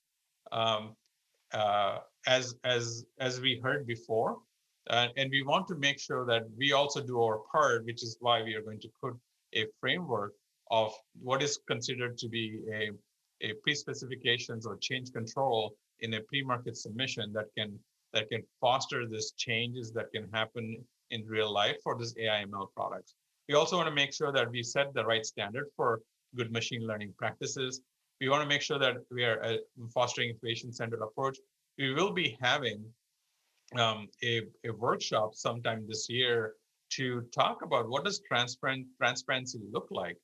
What does that mean for the science, of what should that look like to sharing the performance of the machine at the point of use.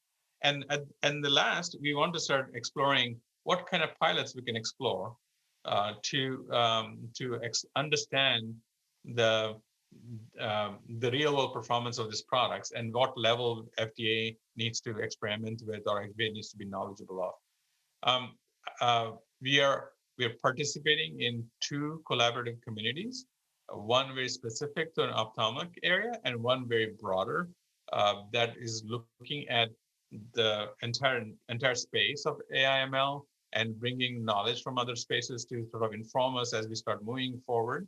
But I want to focus my last couple slides to 2 things. One is this space is really incredible in terms of how it's changing care. And I started off my conversation with moving care from clinic to the patients. And as of September 2020, we have major wearables players in the marketplace able to detect AFib using wearables and watches and smart watches. I think it's an incredible advancement. It's going to take understanding undiagnosed AFib to a very different level. We also wanted to sort of highlight some of the clearances that we have done in terms of how do we sort of look at detecting and perhaps nudging people with substance abuse disorder, and diabetes management, insomnia, and so on. We've been sort of continuing to see this evolution and using technology that's very common and really meeting where patients are, especially like the game-based digital therapeutic that we market authorized earlier last year or late last year, is going to be game-changing for us. I want to share that one of the important things in this area for any regulator has been, at least in this space, has been to be continuously iterating, continuously providing this clarity, because this field is emerging by the day. And we have been trying to keep up with plenty of guidances. Now we have a library of 11 guidances that we have published in 2018, and we are trying to keep up with those aspects. So it's going to be important for the regulators to be nimble, regulators to be continuously providing clarity as we are learning along the process. And we are educating ourselves with collaborations such as this. And that was the last of my slides. So I'm going to stop sharing, Ariel, and see if we can go back to some discussion. Wonderful. Thank you so much, Bakul. And so it was great to hear from everyone. We're going to move on to our virtual fireside chat. We called it a fireside chat, and it's actually probably good it's virtual because we don't have a fireplace here in the hub, so we could cause some real trouble if we had tried. I wanted to start with a question for both groups. Many of the audience members, many of our participants today are medical entrepreneurs and startups. And for many, especially in that community, the regulatory landscape can feel quite foreign at times. It's something that I know many people in the community are quite grateful for, is that both of your agencies have really done substantial work towards basically demystifying the regulatory aspects of digital health products. So in the spirit of further demystifying things, we wanted to ask you to each tell us a bit about, maybe your day-to-day, or more specifically, how you're thinking about priorities these days, and what you see as the most important topics and priorities looking forward. Maybe I'll ask Bakul, why don't I put you on the spot and ask you to start off, and then we can switch to our friends at BFARM. Yeah, so my day-to-day work has been truly to the point you made, Ariel, about demystifying. I have a team of people who are responding to inquiries that come through digitalhealth.fda.hhs.gov, and we get questions about, is my product a device? Is there a policy that you've created for this type of product? So we spend plenty of time looking at those questions and providing the clarity. So that's our major piece of work. We get about 60 to 70 inquiries a month, and we spend a good amount of time either reflecting and providing people guidance, or pointing to areas in the guidance that we publish and showing them, this is where we've been very clear about. You should probably look at this if it relates to you, and so on. Then another part of the question we get is like, okay, what do I do? Now I have a product, I think I'm regulated. What should I do? So we work with the review part of the agency and work with them to sort of translate what they would need to sort of have before they actually come to the agency and present their evidence of safety and effectiveness. Thank you. That's really helpful. BFARM, I'll let you decide how to. Yes, maybe I can start, because I think it's similar here at the BFARM. On the one side, we are handling a lot of questions or requests regarding the digital health applications every day, and they are handled via the Innovation Office. So this is my perspective. I think there's a similar question. Is it a medical device? Is it fit for the DiGA Fast-Track, for example? We're receiving so far a lot of more specific questions with regard to the evidence for the fast-track procedure, for example. When the procedure has been launched last year, it was mainly the question, is it really a medical device? Is it DiGA or is it not? Or questions like, is the digital function the main function, or is it the assistant of the medical doctor in the background, for example? And now it's switching much more to more details. So we are working closely with all our colleagues here at the BFARM, so with our experts for treatment options in the healthcare sector, and also with our lawyers regarding data protection aspects, for example. And the assessment is in the responsibility of Barbara and her team, and I think she can provide you with some insight into her day-to-day work. I would say it's quite diverse. So we have like questions like Wiebke already said, but we also have like the applications, and we have to assess them, and we have the consultation, and we also get lots of questions via the help desk, but we also have the projects, and we're going on to further develop the DiGA directory. Then we have the requirements and the application portal and the interface. So this is also developed further on. And so we have to decide sometimes from time to time to make an ad hoc decision, which is the task with the highest priority. I would say it's maybe like daily decisions we make. What do we have to do first, and then go on with other things. So it's quite, colorful work we do. Thank you very much for the insights, for sharing them.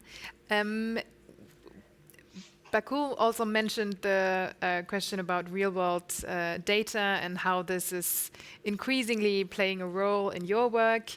Wiebke and Barbara, you mentioned the different endpoints and different study designs. So let's dive a little bit into questions related to real-world data. How do you see that fit into the different regulatory processes, and where do you see the opportunities? Where's maybe a lot of work left to do? What's your perspective on that? Maybe Wiebke and Barbara, if you want to go first, go ahead. Yes, so I think real-world data are not only a question with regard to the digital health applications. I think they are one part of the entire picture. So we believe that the digital health application can provide a lot of day-to-day data that help to better understand a lot of diseases or treatment pathways for the individual patients. So we think these are all some kind of puzzle pieces that we want to bring together to a bigger picture. So there are a lot of projects and other initiatives here at the Bee Farm working on the question how to standardize these big data, how to receive high quality data from the day-to-day care. We are, for example, currently developing a data research center here at the Bee Farm, handling with the health insurance data from around about 17 million insured people here in Germany. And so we want to use these data also for all our regulatory questions with regard to efficacy and safety, not only for medical devices, but also for medicinal products. And with regard specifically to the digital health applications, although Barbara has mentioned that the evidence behind is so far from randomized controlled trials, we believe that once the DiGA are well established in the market, that we will receive a lot of real-world data gained from these digital health applications. And it is really important that these data are or fulfill the requirements for interoperability, that they can work together with electronic patient records, for example. And they can also be used for the positive healthcare effects. Thank you very much. And Bakul, what can you add to that from your perspective? You already touched a little bit upon the topic, but maybe you want to give us a bit more detail about your roadmap. So one of the things that's really challenging in this space is to understand health benefits from those digital health applications. And I think that's an opportunity for us to think about interoperability in a very different way. So just to give you a contrasting example, most medical devices have an evidence of utility in the clinical part of the process. And it's really easy to sort of measure that because there's going to be sort of an outcome that we can see. Some of these digital health products are going to be really interesting because they don't contribute 100% to that outcome. They contribute maybe some percentage, less than 100% to the outcome, and then and becomes an adjunct to another therapy or a diagnostic that you can help, or you can, for example, in the case of a cognitive behavioral therapy app, it's not just about the cognitive behavioral therapy or of the app that's provided. It's combined sometimes with a coaching part of it. So that is going to be something that's an opportunity for us to understand for the particular solution, digital health solution, how do we capture? So that's one problem.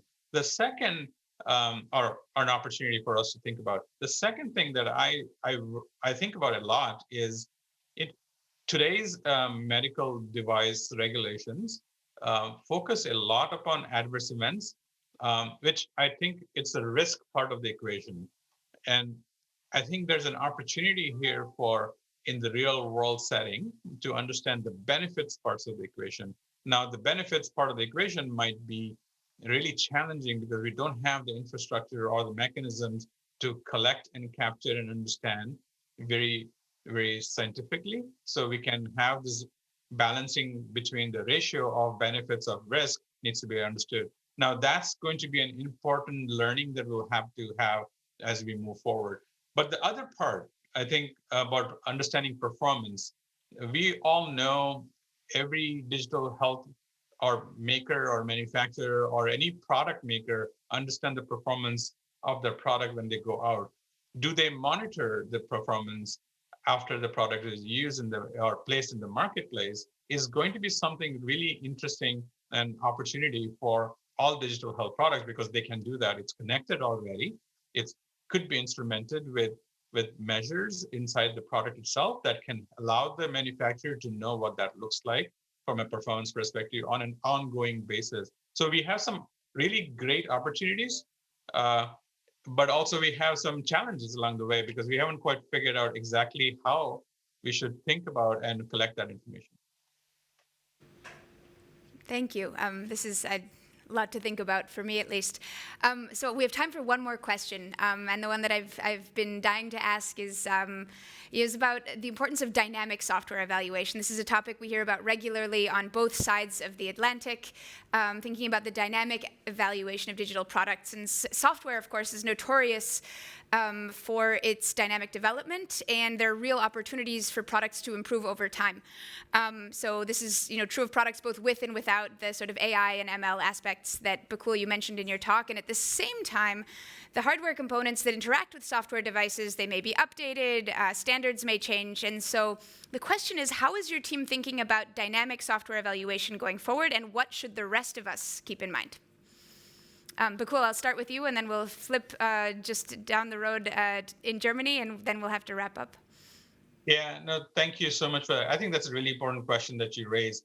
And it's not going to be, when we think about dynamic, I think one thing I think about, or at least my team thinks about, is what's the transparency look like? I think there's going to be a transparency for the user at the point of use, and there needs to be transparency for the regulator, so they understand that they're looking at this dynamic or predictive surveillance to some degree. So I think we need to figure out those, and at what level of information is appropriate, and the detail of that information is appropriate for a regulator to know, and the users to know. We have to start looking at all pieces of the puzzle that's going to allow us to give confidence and trust in these products while in use. And I think it's not going to be just the regulators. That's going to be the researchers, it can be the users, the patients, the regulators, all combined together, and the manufacturer to bring and make it transparent for everybody how these products are continuing to be safe and effective. Bifam, over to you. Over to Ban. Yes, for us it's also a very important thing, the development of artificial intelligence, and we also see the first DiGA which already work with this, and we see it like something which will happen more in the future. And so for us it's very important that there's a transparency And if there are changes within the DiGA, the manufacturers are obliged to make a significant change so that we can also check these things and see if this is a change of the DiGA and we can accept that, or if it is something we have to think about. And so we see it as a chance to get DiGAs which are more patient relevant and which focus on the patient. So for us, it's also something we see as a future development, and we're looking forward to what will also come as a DiGA and what concepts are realized within the DiGA. That was an optimistic note to end on. So I want to thank all of our regulatory experts for joining us today. We're so grateful to have you on behalf of the Health Innovation Hub and the Digital Medicine Society. Thank you for joining us. We look forward to seeing the good work that you continue to do going forward. And next up, I am delighted to welcome back to the stage our partner for this event and our friend from the Digital Medicine Society Executive Director, Jennifer Goldsack, who is going to give us something for our virtual toolbox, both going forward and as we move into tomorrow's research-a-thon. So, Jen, it's wonderful to have you back, and you're up. Fantastic. What a terrific day so far. I'm excited to be able to share, as you said, and another couple of tools, hopefully, for the toolbox as folks sort of go ahead and continue to try and tackle evidence generation in this space. So the primary piece I'm going to focus on today is DIME's Digital Endpoints Library. And before we dive in, let's actually pause for a second. I think it's really easy to assume that a lot of the terminology we use is broadly understood. But when we're talking about a digital endpoint, what on earth do we mean? Well, an endpoint generally is you would take a sort of a clinical measure and you would say, if we want to decide whether a particular course of treatment or a particular drug or a particular device or a particular intervention is successful, what does that look like? So it's not just the measure itself, but it's also a sort of statistical statement around that measure. For example, we might be looking at in a patient population of suffering with COPD, we might be looking at their physical activity, for example. We might want to think about what is the change in moderate to vigorous physical activity that we are interested in a 12-week period. And, you know, for example, what percentage of the cohort saw a more than 20% improvement during that 12 weeks? It's that level of specificity that actually goes into an endpoint. It's a step beyond simply considering a digital clinical measure. So that's, I think, an important level step before we dive in. So digital endpoints, that means that we have an endpoint. We're trying to answer a question, a study question, whether that's about a new medical product or whether that's about a new course of treatment. And we are using a sensor-generated sort of data points in order to do that. And continually, when we launched the Digital Medicine Society, we have, you know, from the beginning, we were asked, you know, are these being used in medical product development? Are these digital measures being used in medical product development? So in partnership with our community, we put together a crowdsourced library of digital endpoints. And we launched that in October 2019, so just over a year ago. And at that time, we were really excited to be able to report that there were 34 unique endpoints being used in industry-sponsored trials of medical products. They were being used by 12 different sponsors, and nearly half of them were being used in phase 2 and 3 drug studies. They weren't all just exploratory. We were incredibly excited about this. To us, it was like, this is not the stuff of the future. This is actually here today. We were so excited about it, in fact, that we put out an op-ed in a biotech publication over here in the States. Many of you may be familiar with Stat News. And we were sort of saying, you know, we're going to maintain this repository. Gosh, we're getting some early signals. Isn't this exciting? Let me tell you what's happened since then. We just updated. This is a living resource. We update this resource at least monthly. And when we updated this in January, and we're just about to release another update, we found that up from 34, we now have 166 unique endpoints being used in industry-sponsored studies of new medical products. We are now watching 52 different sponsors embrace these technologies and demonstrate enough trust in them to be able to sort of include them in their medical product development pipeline. We're seeing even more, up from 47%, 51% of these are being used in phase 2 and phase 3 drug trials when we're talking about drugs. And we're able to see that, this is something that in just over a year has absolutely exploded. So what does this mean? And I think this is a really important question. I presented on this data a couple of months ago. It was the last iteration. We were at about 47 different sponsors and about 150 endpoints at that time. And someone asked a question during conversation and said, this is terrific, absolutely terrific. Congratulations on this resource. Hey, maybe in another year, there'll be 1,000 digital measures or unique endpoints, and there'll be hundreds of sponsors using them. And I thought to myself, I really hope not. There aren't 1,000 interesting things to measure. And actually, the rapid growth in the endpoints library, on the one hand, is a very strong signal about the acceptance and our understanding of these measures, and that they are moving from a future state to being sort of fully embraced and an absolute critical component of medical product development today. But of the 166 unique endpoints, there is not a single measure, I'm misspeaking, there's not a single endpoint that is repeated in that library. There are over 60 different endpoints that are assessing physical activity. Every single one of them is different. And so how useful are these measures really if we can't coalesce around a shared sort of understanding of what the optimal measure is of a particular concept, so a particular sort of facet of someone's health in a particular context of use, so in a given patient population or in a given setting. I think we are at a really important crossroads in the development of these endpoints, whereby it's phenomenal to see the rate of development and adoption.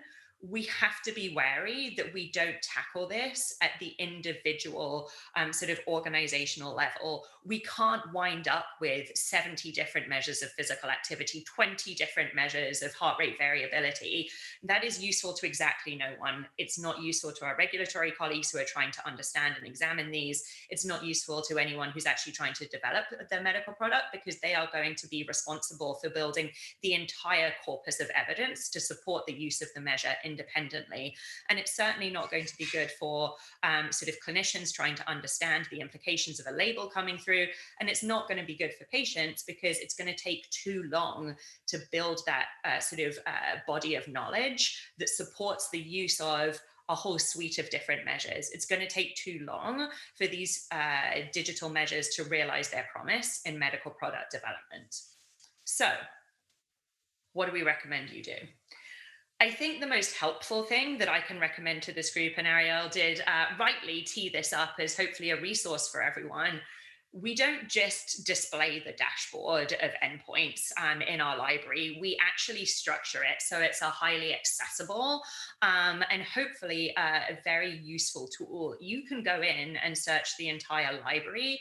You can look at what's the technology type that's being used? What's the particular health concept that we're even measuring? Go up a couple of levels from the endpoint. What's the indication? Who's the sponsor? What phase is this measure being used in? I hope that this is a really useful tool for sort of anyone who's thinking about either developing an endpoint of their own or selecting an endpoint to include in sort of medical product development. Our goal here is that this makes it sort of much easier for you to potentially benefit from work that your colleagues have already done, and hopefully drive the field towards coalescing around a sort of shared, shorter list of measures that are the highest quality in a given situation. So we've reviewed that sort of toolbox, and I hope that that is not only something that is incredibly valuable to you, but also something that over time, as you may select measures or start using measures, it is a crowdsourced library, and you can submit any digital endpoint that you might be using through an interface. We'll look for some supportive material, and then we'll move it forward and include it in the library, as long as we have some sort of scientific documentation of how it's being used to support the evidence we share. But here's a question: why do we care about any of this? Why are we excited about the use of sort of digital endpoints? Why do we care about being able to measure health using a variety of different sensors, to be able to do it much more frequently, to do it without bringing folks into the clinic? And I think the slide that's on the screen is really powerful. Currently, we are fully dependent on tiny snapshots of information derived from the clinic to have any understanding around how a patient is experiencing life with their disease, whether they're responding to a given course of treatment, whether their condition is becoming better or worse.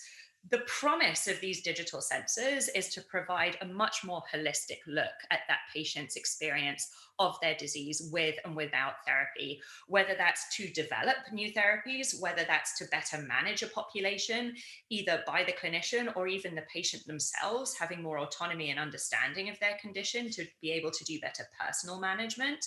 The promise of this sort of high density data is enormous.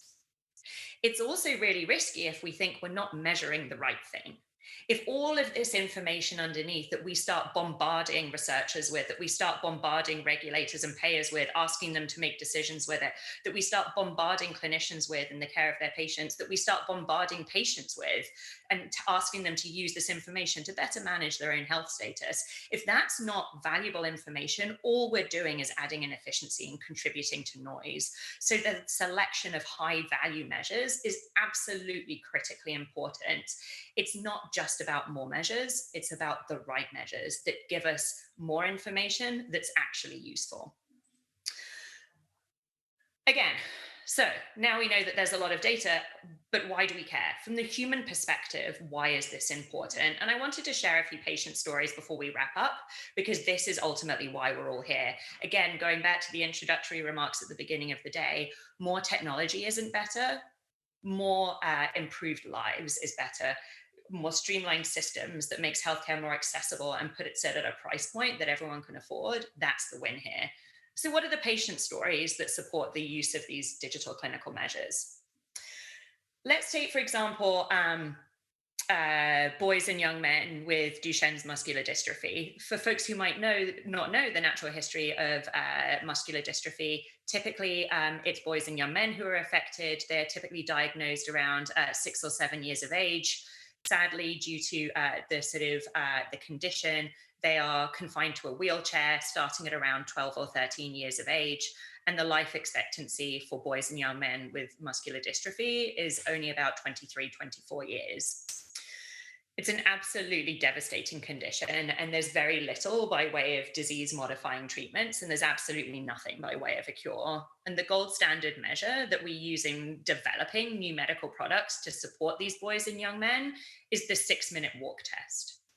So not only are we pulling these boys out of school, forcing them to come into the clinic and engage in a sort of performative task in order to assess their health status, we also systematically exclude any boy who reaches middle school age and becomes confined to a wheelchair.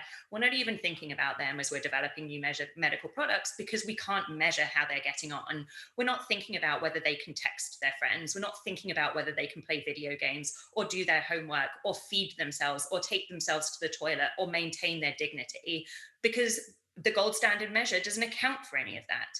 If we think about what we could potentially do with a sensor-driven endpoint, we could think about putting a smartwatch on. We could think about using a smart ring. We could start to monitor those fine motor skills. We could start to examine their upper limb mobility, and from that infer their level of independence, even after their disease progresses and puts them in a wheelchair.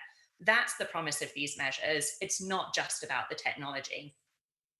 The same applies to sort of clinical care. I think about in the US at least, if a patient needs a bone marrow transplant, they're already deep into the course of their disease. Before they come in for that surgery, we expect them to come into the clinic 5 times to do little more than have their vital signs collected.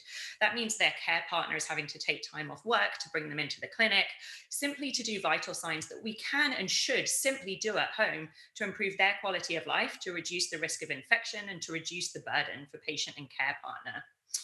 Again, statistics from the US, but 40% of patients diagnosed with Parkinson's disease pass away without ever seeing a neurologist due to the maldistribution of neurologists in the US and the patients who need them. Imagine if we were able to monitor their condition using a variety of different digital measures and use that as part of a feedback loop to allow not only better drug development, but better management of their case by expert clinicians who can care for them regardless of place if we're not relying on them to come into the clinic to be able to assess their condition. So I want to add one more thing before we wrap up to the sort of tools in the toolbox that our organization, the Digital Medicine Society, or DIME, has prepared to support work to develop these measures. The playbook really is the essential and action-oriented guide for developing and deploying these digital clinical measures across clinical research, across clinical care, across public health. In the same way that we don't want 7 different pharma companies to define heart rate variability, we also don't want another 10 different health systems to define it differently and the large public health organizations to define it differently again.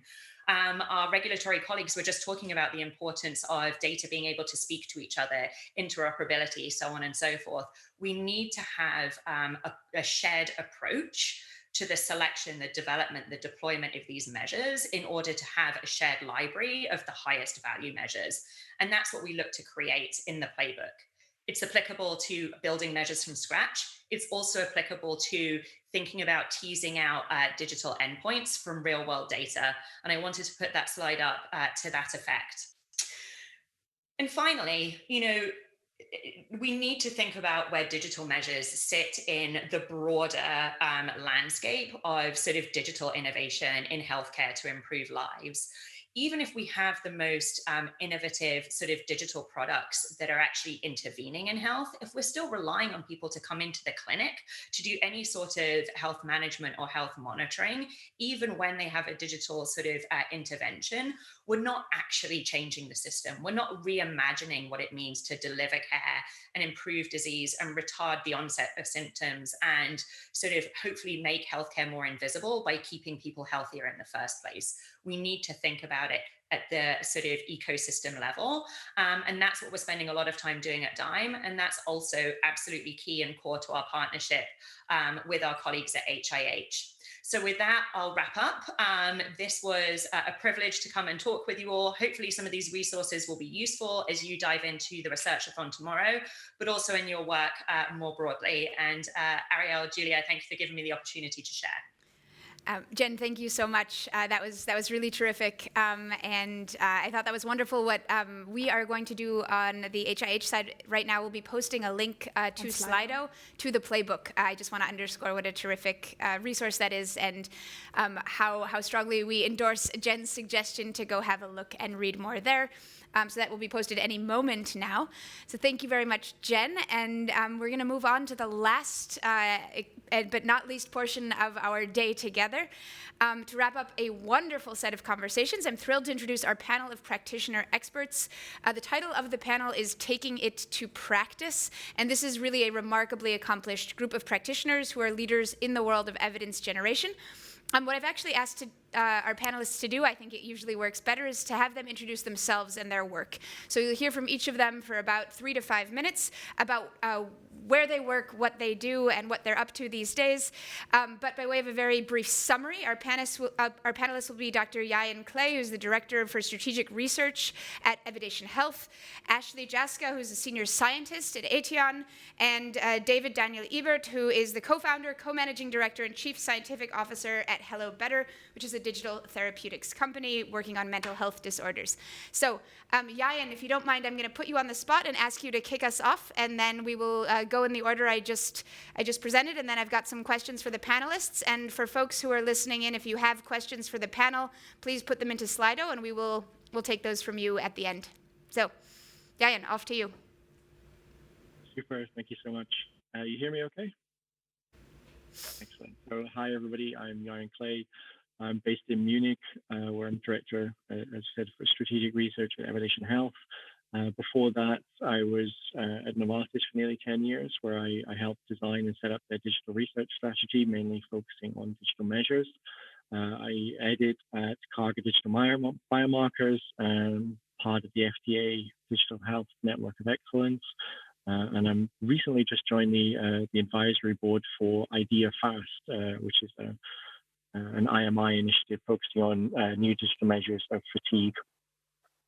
So in my everyday work at Evidation, we have a really strong focus on understanding everyday patient journeys. So the symptoms and burdens the patients live with, the impact of their conditions on their quality of life, their ability to live independently. To do this, we use information directly provided to us by those patients. This is primarily self-reports and data taken from consumer-grade wearables, which we kind of collectively refer to as patient-generated health data, or PGHD. And ultimately what we're trying to do is, as I say, better understand their lived experience. And the data that we collect and the insights we then derive from it are really an important part of evidence generation and are used across clinical development phases and as well also as real-world data. My current work at the moment, we have a very exciting project that focuses on understanding how these insights can be used to actually close the loop with our patients and providing them basically with increasingly targeted and relevant content, and using those insights from their own journey, basically to guide them towards making better health decisions. So we use our achievement platform to connect with participants, with patients directly. So this is drawing from a population of more than 4 million individuals. And as I say, we're ultimately trying to understand their behaviors and start to nudge them, so use behavioral cues to guide them towards better health engagement, better health choices. And our main project at the moment is a partnership actually with the American College of Cardiology. And we're focusing on how all of this data and these systems can be used to help patients with heart failure move towards guideline-directed medical therapy. Fantastic. Thank you so much. Ashley, we'll head over to you. Great, thank you. So my name is Ashley Jackson. I'm a senior scientist here at Aetion, and I'm based out of the Boston area.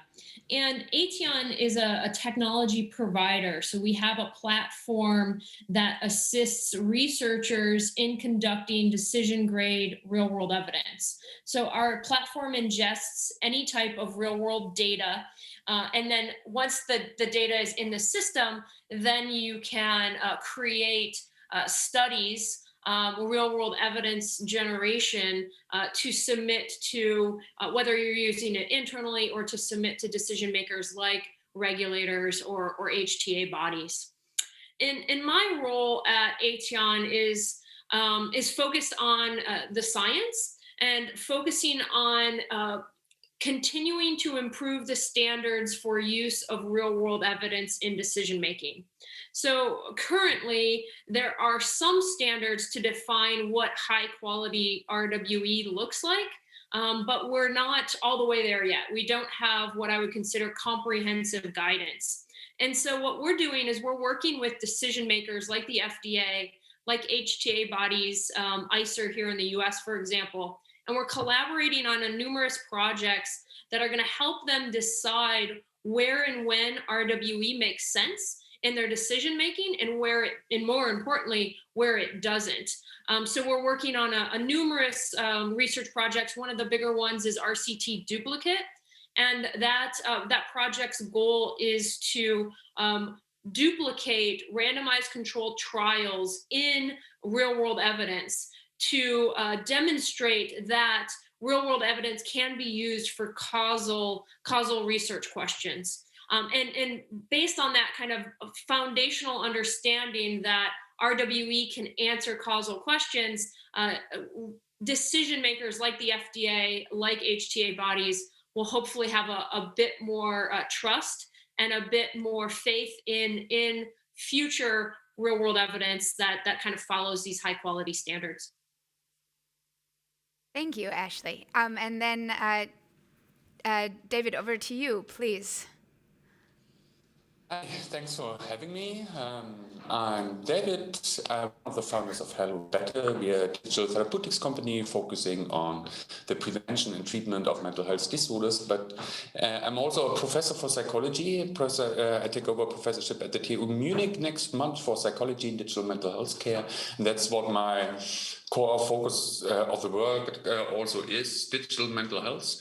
So we develop and evaluate digital health interventions for both the prevention and treatment of mental health disorders. And in the past, lots of my work was focused on establishing both the efficacy and cost effectiveness of such interventions under more controlled conditions. So using classical randomized controlled trial designs, we've conducted now a little bit over 40 randomized clinical trials, and more recently in the last years, I'm more and more focusing also on the implementation in routine care, and then evaluate what happens when we implement in routine care. So can we translate the evidence from controlled design to uncontrolled real-world situations, but then also the question of how can we really use and then the real-world data, both for the improving the product, improving treatment outcome,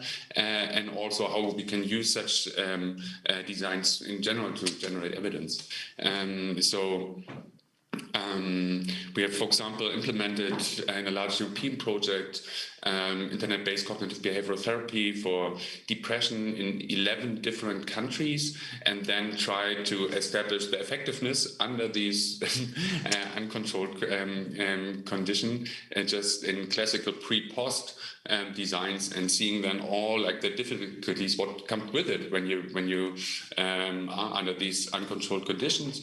We're doing also like more classical designs, such as cluster randomized controlled trials under routine care conditions, such as we just started one where we randomized 75 psychotherapists to different conditions and offer them the use of digital mental health products, and then see how this is compared in both effectiveness and also costs compared to traditional face-to-face psychotherapy. Fantastic. Thank you for those wonderful summaries. I think that gives everybody a really good amount of context for the conversation that comes next. As a reminder, on the website, right next to where the live stream is, you can submit questions via Slido, and we will start taking those questions. But I thought I would kick off with a couple of practical questions for the panelists. Many of our attendees will be engaged in study design exercises, both tomorrow during the research-a-thon that we're hosting, but also just in general over the coming weeks and months if they're not doing so already. So with that in mind, and Yain, you touched on this a bit when you were speaking, but how should folks who are planning new studies think about incorporating patient or participant or user input into the design process for evidence generation, and how important is that? Maybe we'll start with you, since you. Yeah. I mean, obviously, I'm biased, but I think it's absolutely critical. I think far too many companies approach this in a very superficial way. But I think taking a high-level view, really, I think there's two ways that it's really critical to involve patients and participants into the design process. The first is really just measures that matter. So this means basically collecting outcomes that are face valid to the patients involved. Do the results actually mean something to them? I think is absolutely critical.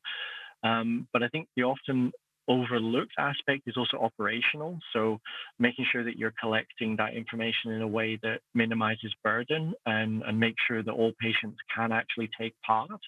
Not that we're having, socioeconomic groups or demographic groups that are being excluded because the trial is being designed in a way that doesn't make it convenient for them to take part. And so, yeah, as I say, it's absolutely critical, I think, to involve them early, involve them throughout the process.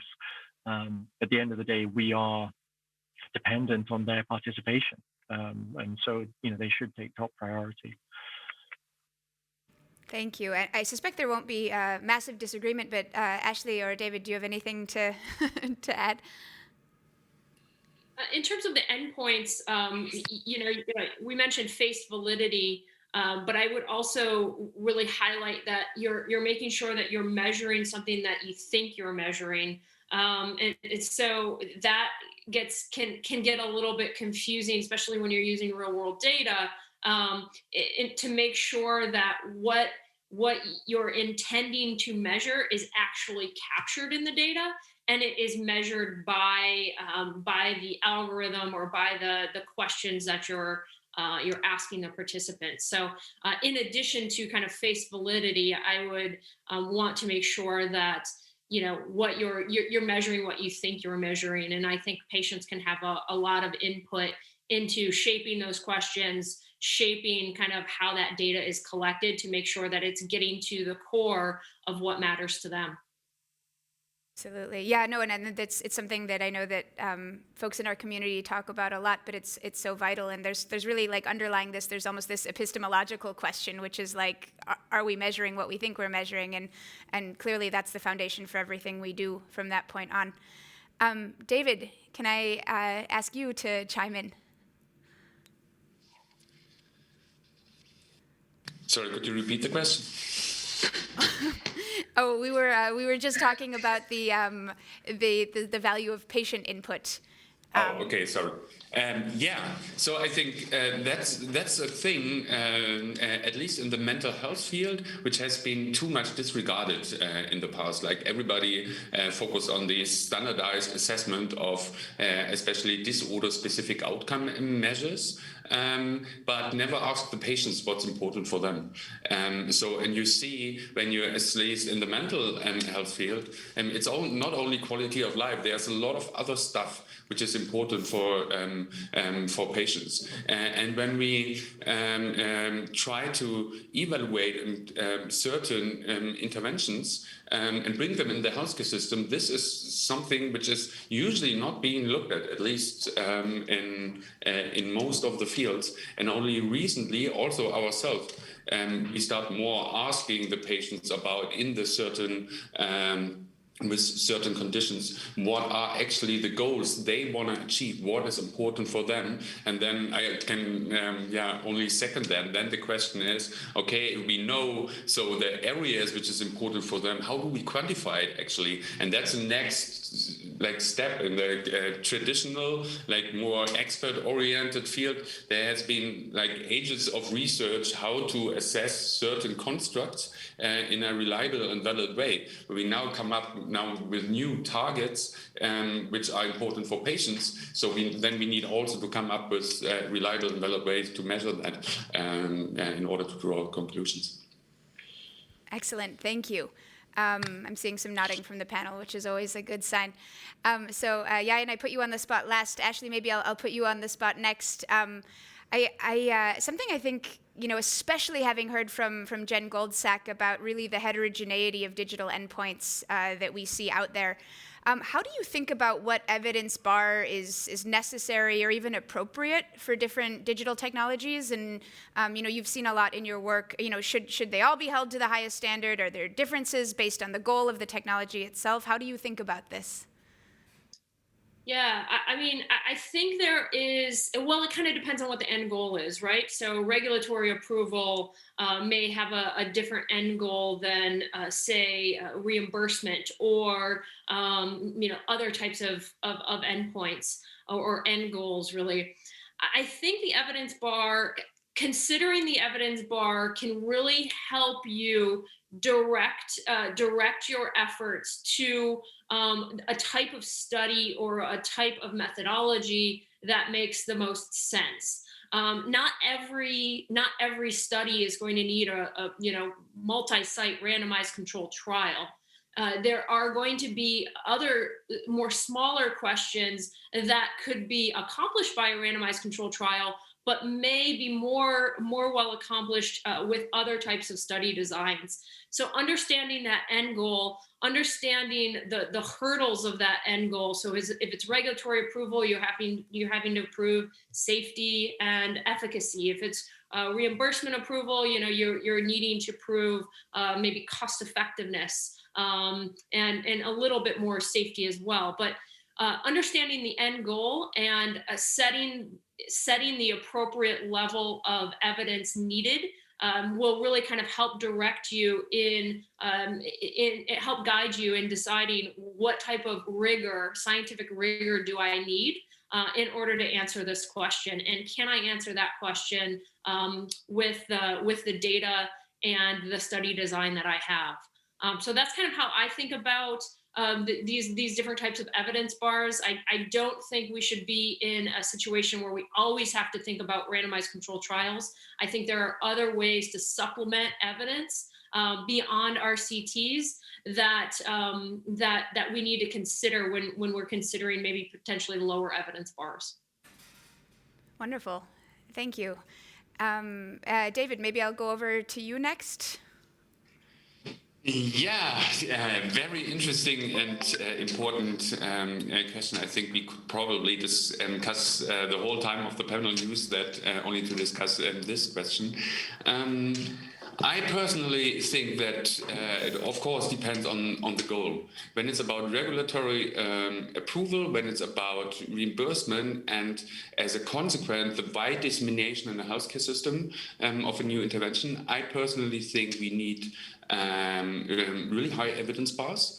And we need at least evidence bar standards that allow really confirmatory proof. As long as we do not have certain standards in digital health intervention procedures, how an intervention is being built. And the example I'm always giving is like, only because a pill is green does not mean that the same stuff is in it. So that the same mechanism occur when you take them. And at the moment, we don't have these intervention standards that if you use that procedure, you have these effects. So at the moment, we still need confirmatory proof for a certain package, which is then disseminated. And then the question is, what is the best design to go for that? I personally think that using randomized controlled trials is the most straightforward way, but it's not the only way. And when you can use, of course, other designs, but in order, when you want to have a confirmatory proof that an intervention is effective under routine care conditions, then it's, from my experience, usually more expensive and it's more difficult to do it. And one thing which I'm always struggling with is like this, when people use real-world evidence, and the question is, how are missing data handled? When you want to have confirmatory proof for an intervention, usually what is in the more classical designs is that you want to have the proof for the population where you are studying it in. So if it's being prescribed to somebody, you give the intervention to somebody in that group compared to another group if they don't get the intervention or another intervention. When many people talk about real-world evidence, and or what I see out there, what is at least being published, is very often that people only assess what alongside an intervention, using the intervention also to generate data, but then you only have data from the people who are using the intervention. So meaning you only have the proof for if people are using the intervention, then you have an effect of X, Y, Z. But you do not know the effect in those who are not using the intervention or who do not provide data. So, and it's the missing data handling in real-world trials when they are not controlled. It's really difficult. You need to account for, at least if you want to have confirmatory proof. Thank you. Yayan. Yeah, I mean, I would just underline what Ashley and David said. I mean, in particular around context of use. I think, of course, you can have the same device being used for different purposes. And at least from my perspective, there are certain basic minimum requirements, at least for clinical or medical use, like security and privacy. But beyond that, it really depends on what you want to do with that data or with that product, what kind of decisions and the risk associated with those decisions.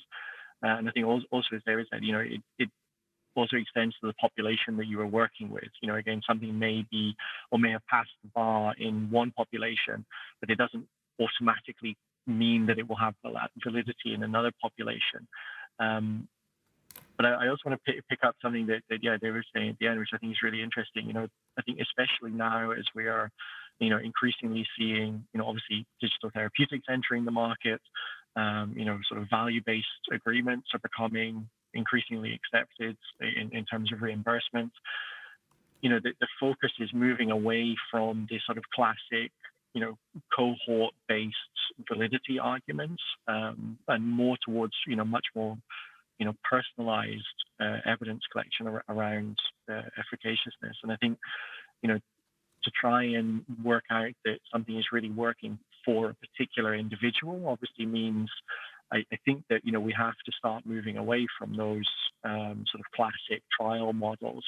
And I think, the tools for collecting that kind of evidence are there. The models, the statistical approaches are starting to be developed.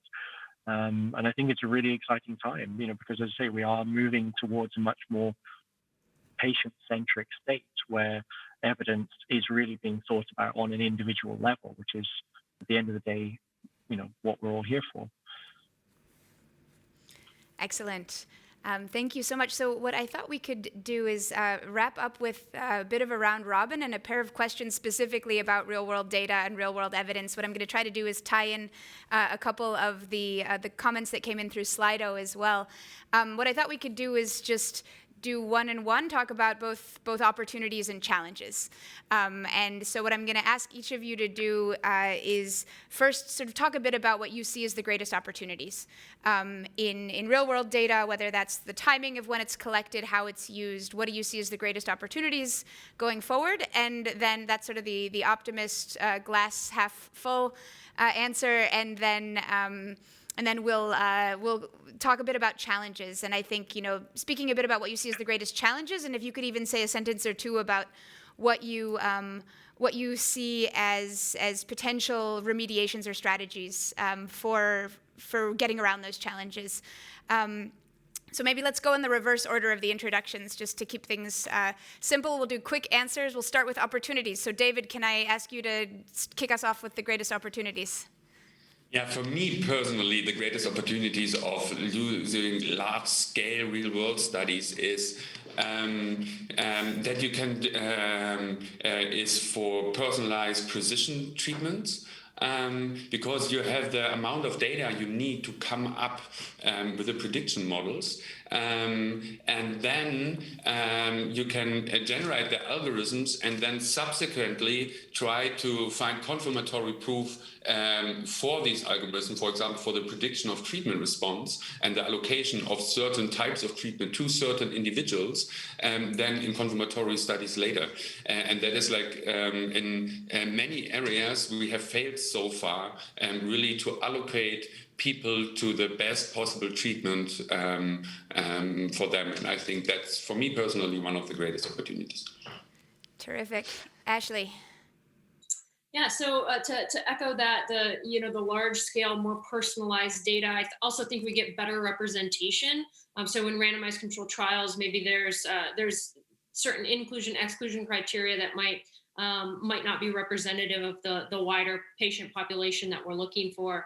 I also think kind of more on the logistical side, I think we have a lot more acceptance and thinking around how to use real world evidence from regulators, from HTAs, from decision-making bodies. And I think that provides a lot of opportunity for us to really prove the utility of real world evidence, as long as we're proving that through good science. But I think, the opening up of the science community to real world evidence, I think is a huge opportunity that we really need to take advantage of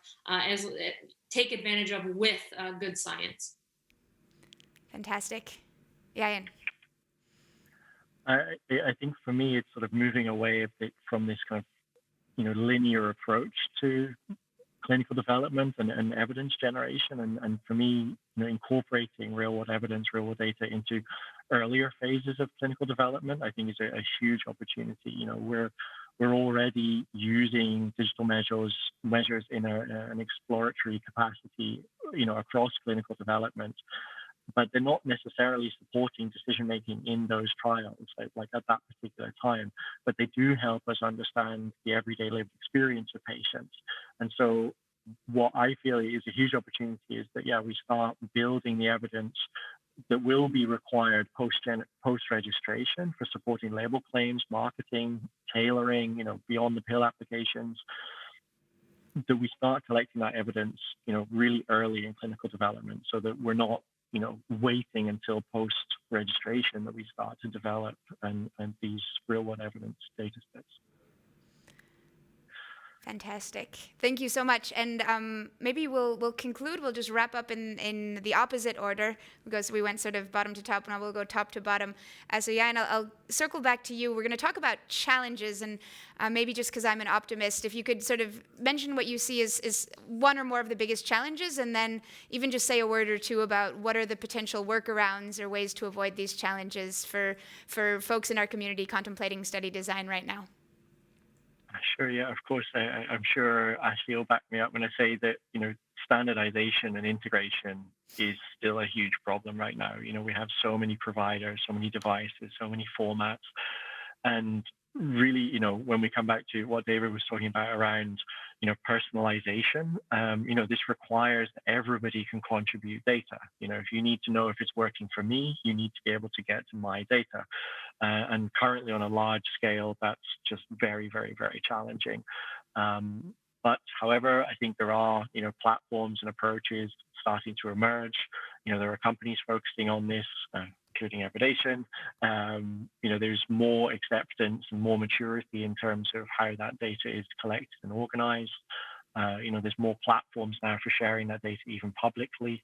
I think people are really starting to understand the value of that data, and that means that there's only going to be more and more effort put into really improving that integration. Ashley. Yeah, so again, would totally echo data quality and this idea of interoperability as major challenges. I would also state kind of transparency in designing studies, in reporting the results, and so forth, as an additional challenge, as well as making sure that those researchers, because we have such an opportunity, because real world evidence is starting to be embraced, I think we're at a tipping point where we could go in the wrong direction if we're basing decisions off of bad science. So making sure that researchers are following a principled scientific process, they're not cherry picking, they're very transparent in how they are designing their studies and how they're including and excluding patients and how they're dealing with missing data, for example. I think those challenges are something that we need to come together as a community and make sure that we're addressing appropriately. And again, I think in terms of how we're meeting those challenges or how we're going to meet those challenges, I think there's a lot of work being done in the scientific community, whether it's ISPOR or ICP on the drug development side, psycho or pharmacoepi side, really thinking around how to make sure how to set standards for what is good RWE. Also, how to be transparent, how to register your study, for example, or how to make sure that you're reporting the results in a way that really allows the decision maker to understand what you're doing. So I think there's a lot of work going on in the science side and in the transparency side that will help us push forward. Wonderful. David. Yeah, I think standardization is a big thing, or the other way around. The question of when you implement it in real world, you have a lot of confounding factors. So you do not know how, regardless whether it's a digital product, how the localization, the way it's implemented, the way it's being introduced, if there is a clinician, whatever, you do not know how these factors affect the results in both directions. Or the question is, how do you assess potential confounding factors in order that you know what kind of conclusions you can draw based on your data. And that is a challenge, which is, you need to invest a lot of work if you want to, be sure about your conclusions. That's one thing. And the other one, I briefly touched earlier, the question of how are data assessed, or who is providing data, who is not providing data, and what kind of conclusions you can draw from that. So if you're only collecting the data from those who are using an intervention, so you can only draw conclusions with regard to that specific sample, but you do not know anything about those who did not use it. And therefore, when it then comes to regulatory approval, so you need to have then also maybe a reimbursement system also fitting to that kind of evidence. If you have only from a subsample who used the intervention, then the data, then the reimbursement, if it's approved, also needs then to be linked to a certain usage, stuff like that. So it needs to go hand in hand, not only how do we generate evidence, but what can we really conclude from that, and how does then reimbursement might fit to the evidence we have. Excellent. These were such wonderful, thoughtful answers. I just want to thank all of our panelists. We're coming towards the end of our day, but we're so grateful on behalf of the Health Innovation Hub, as well as the Digital Medicine Society, on behalf of myself and Julia and Jen Goldsack. We really appreciate you all taking the time to share your wisdom with us. I think if I could recommend one thing to the participants in the research-a-thon tomorrow, it would be to go back and watch this panel for good advice. So thank you all for sharing your thoughts. We look forward to seeing you at future events. And for now, I'm going to hand over to my colleague Julia, who will take us home with a few reminders for tomorrow and next steps. So thank you, everyone. Yes, thank you for a very interesting panel. So it's the end of a long and very intense day. We're very much impressed by what we saw. We're looking forward to what we're going to see and hear during the rest of the week. A few closing reminders. Basically, once again, if you like to stay in touch, and we would like you to, join our LinkedIn group. Maybe get out your favorite device and quickly scan the QR code. So we have seen this becomes a place for people to connect and maybe stay in touch, because we want this discussion to continue. Also, a quick information. The team of the Health Innovation Hub has written a book, something that's not very digital, but comes handy sometimes, on digital health applications, and there will be an English version in summer 2021. We'll share a link for those who are interested just after we're done for today on Slido. So stay tuned. And last but not least, we're very much looking forward to seeing you tomorrow for the Research-a-thon at 2:30 p.m. Central European Time, or in the morning for the colleagues on the East Coast. As Ariel already mentioned, there are a couple of resources that might be interesting. We have heard from Jen about the playbook, about the digital endpoint library, so there are already some interesting ideas to look at. And with that, thank you very much from our side. And we're looking forward to seeing you tomorrow. Thank you, everyone. Thank you.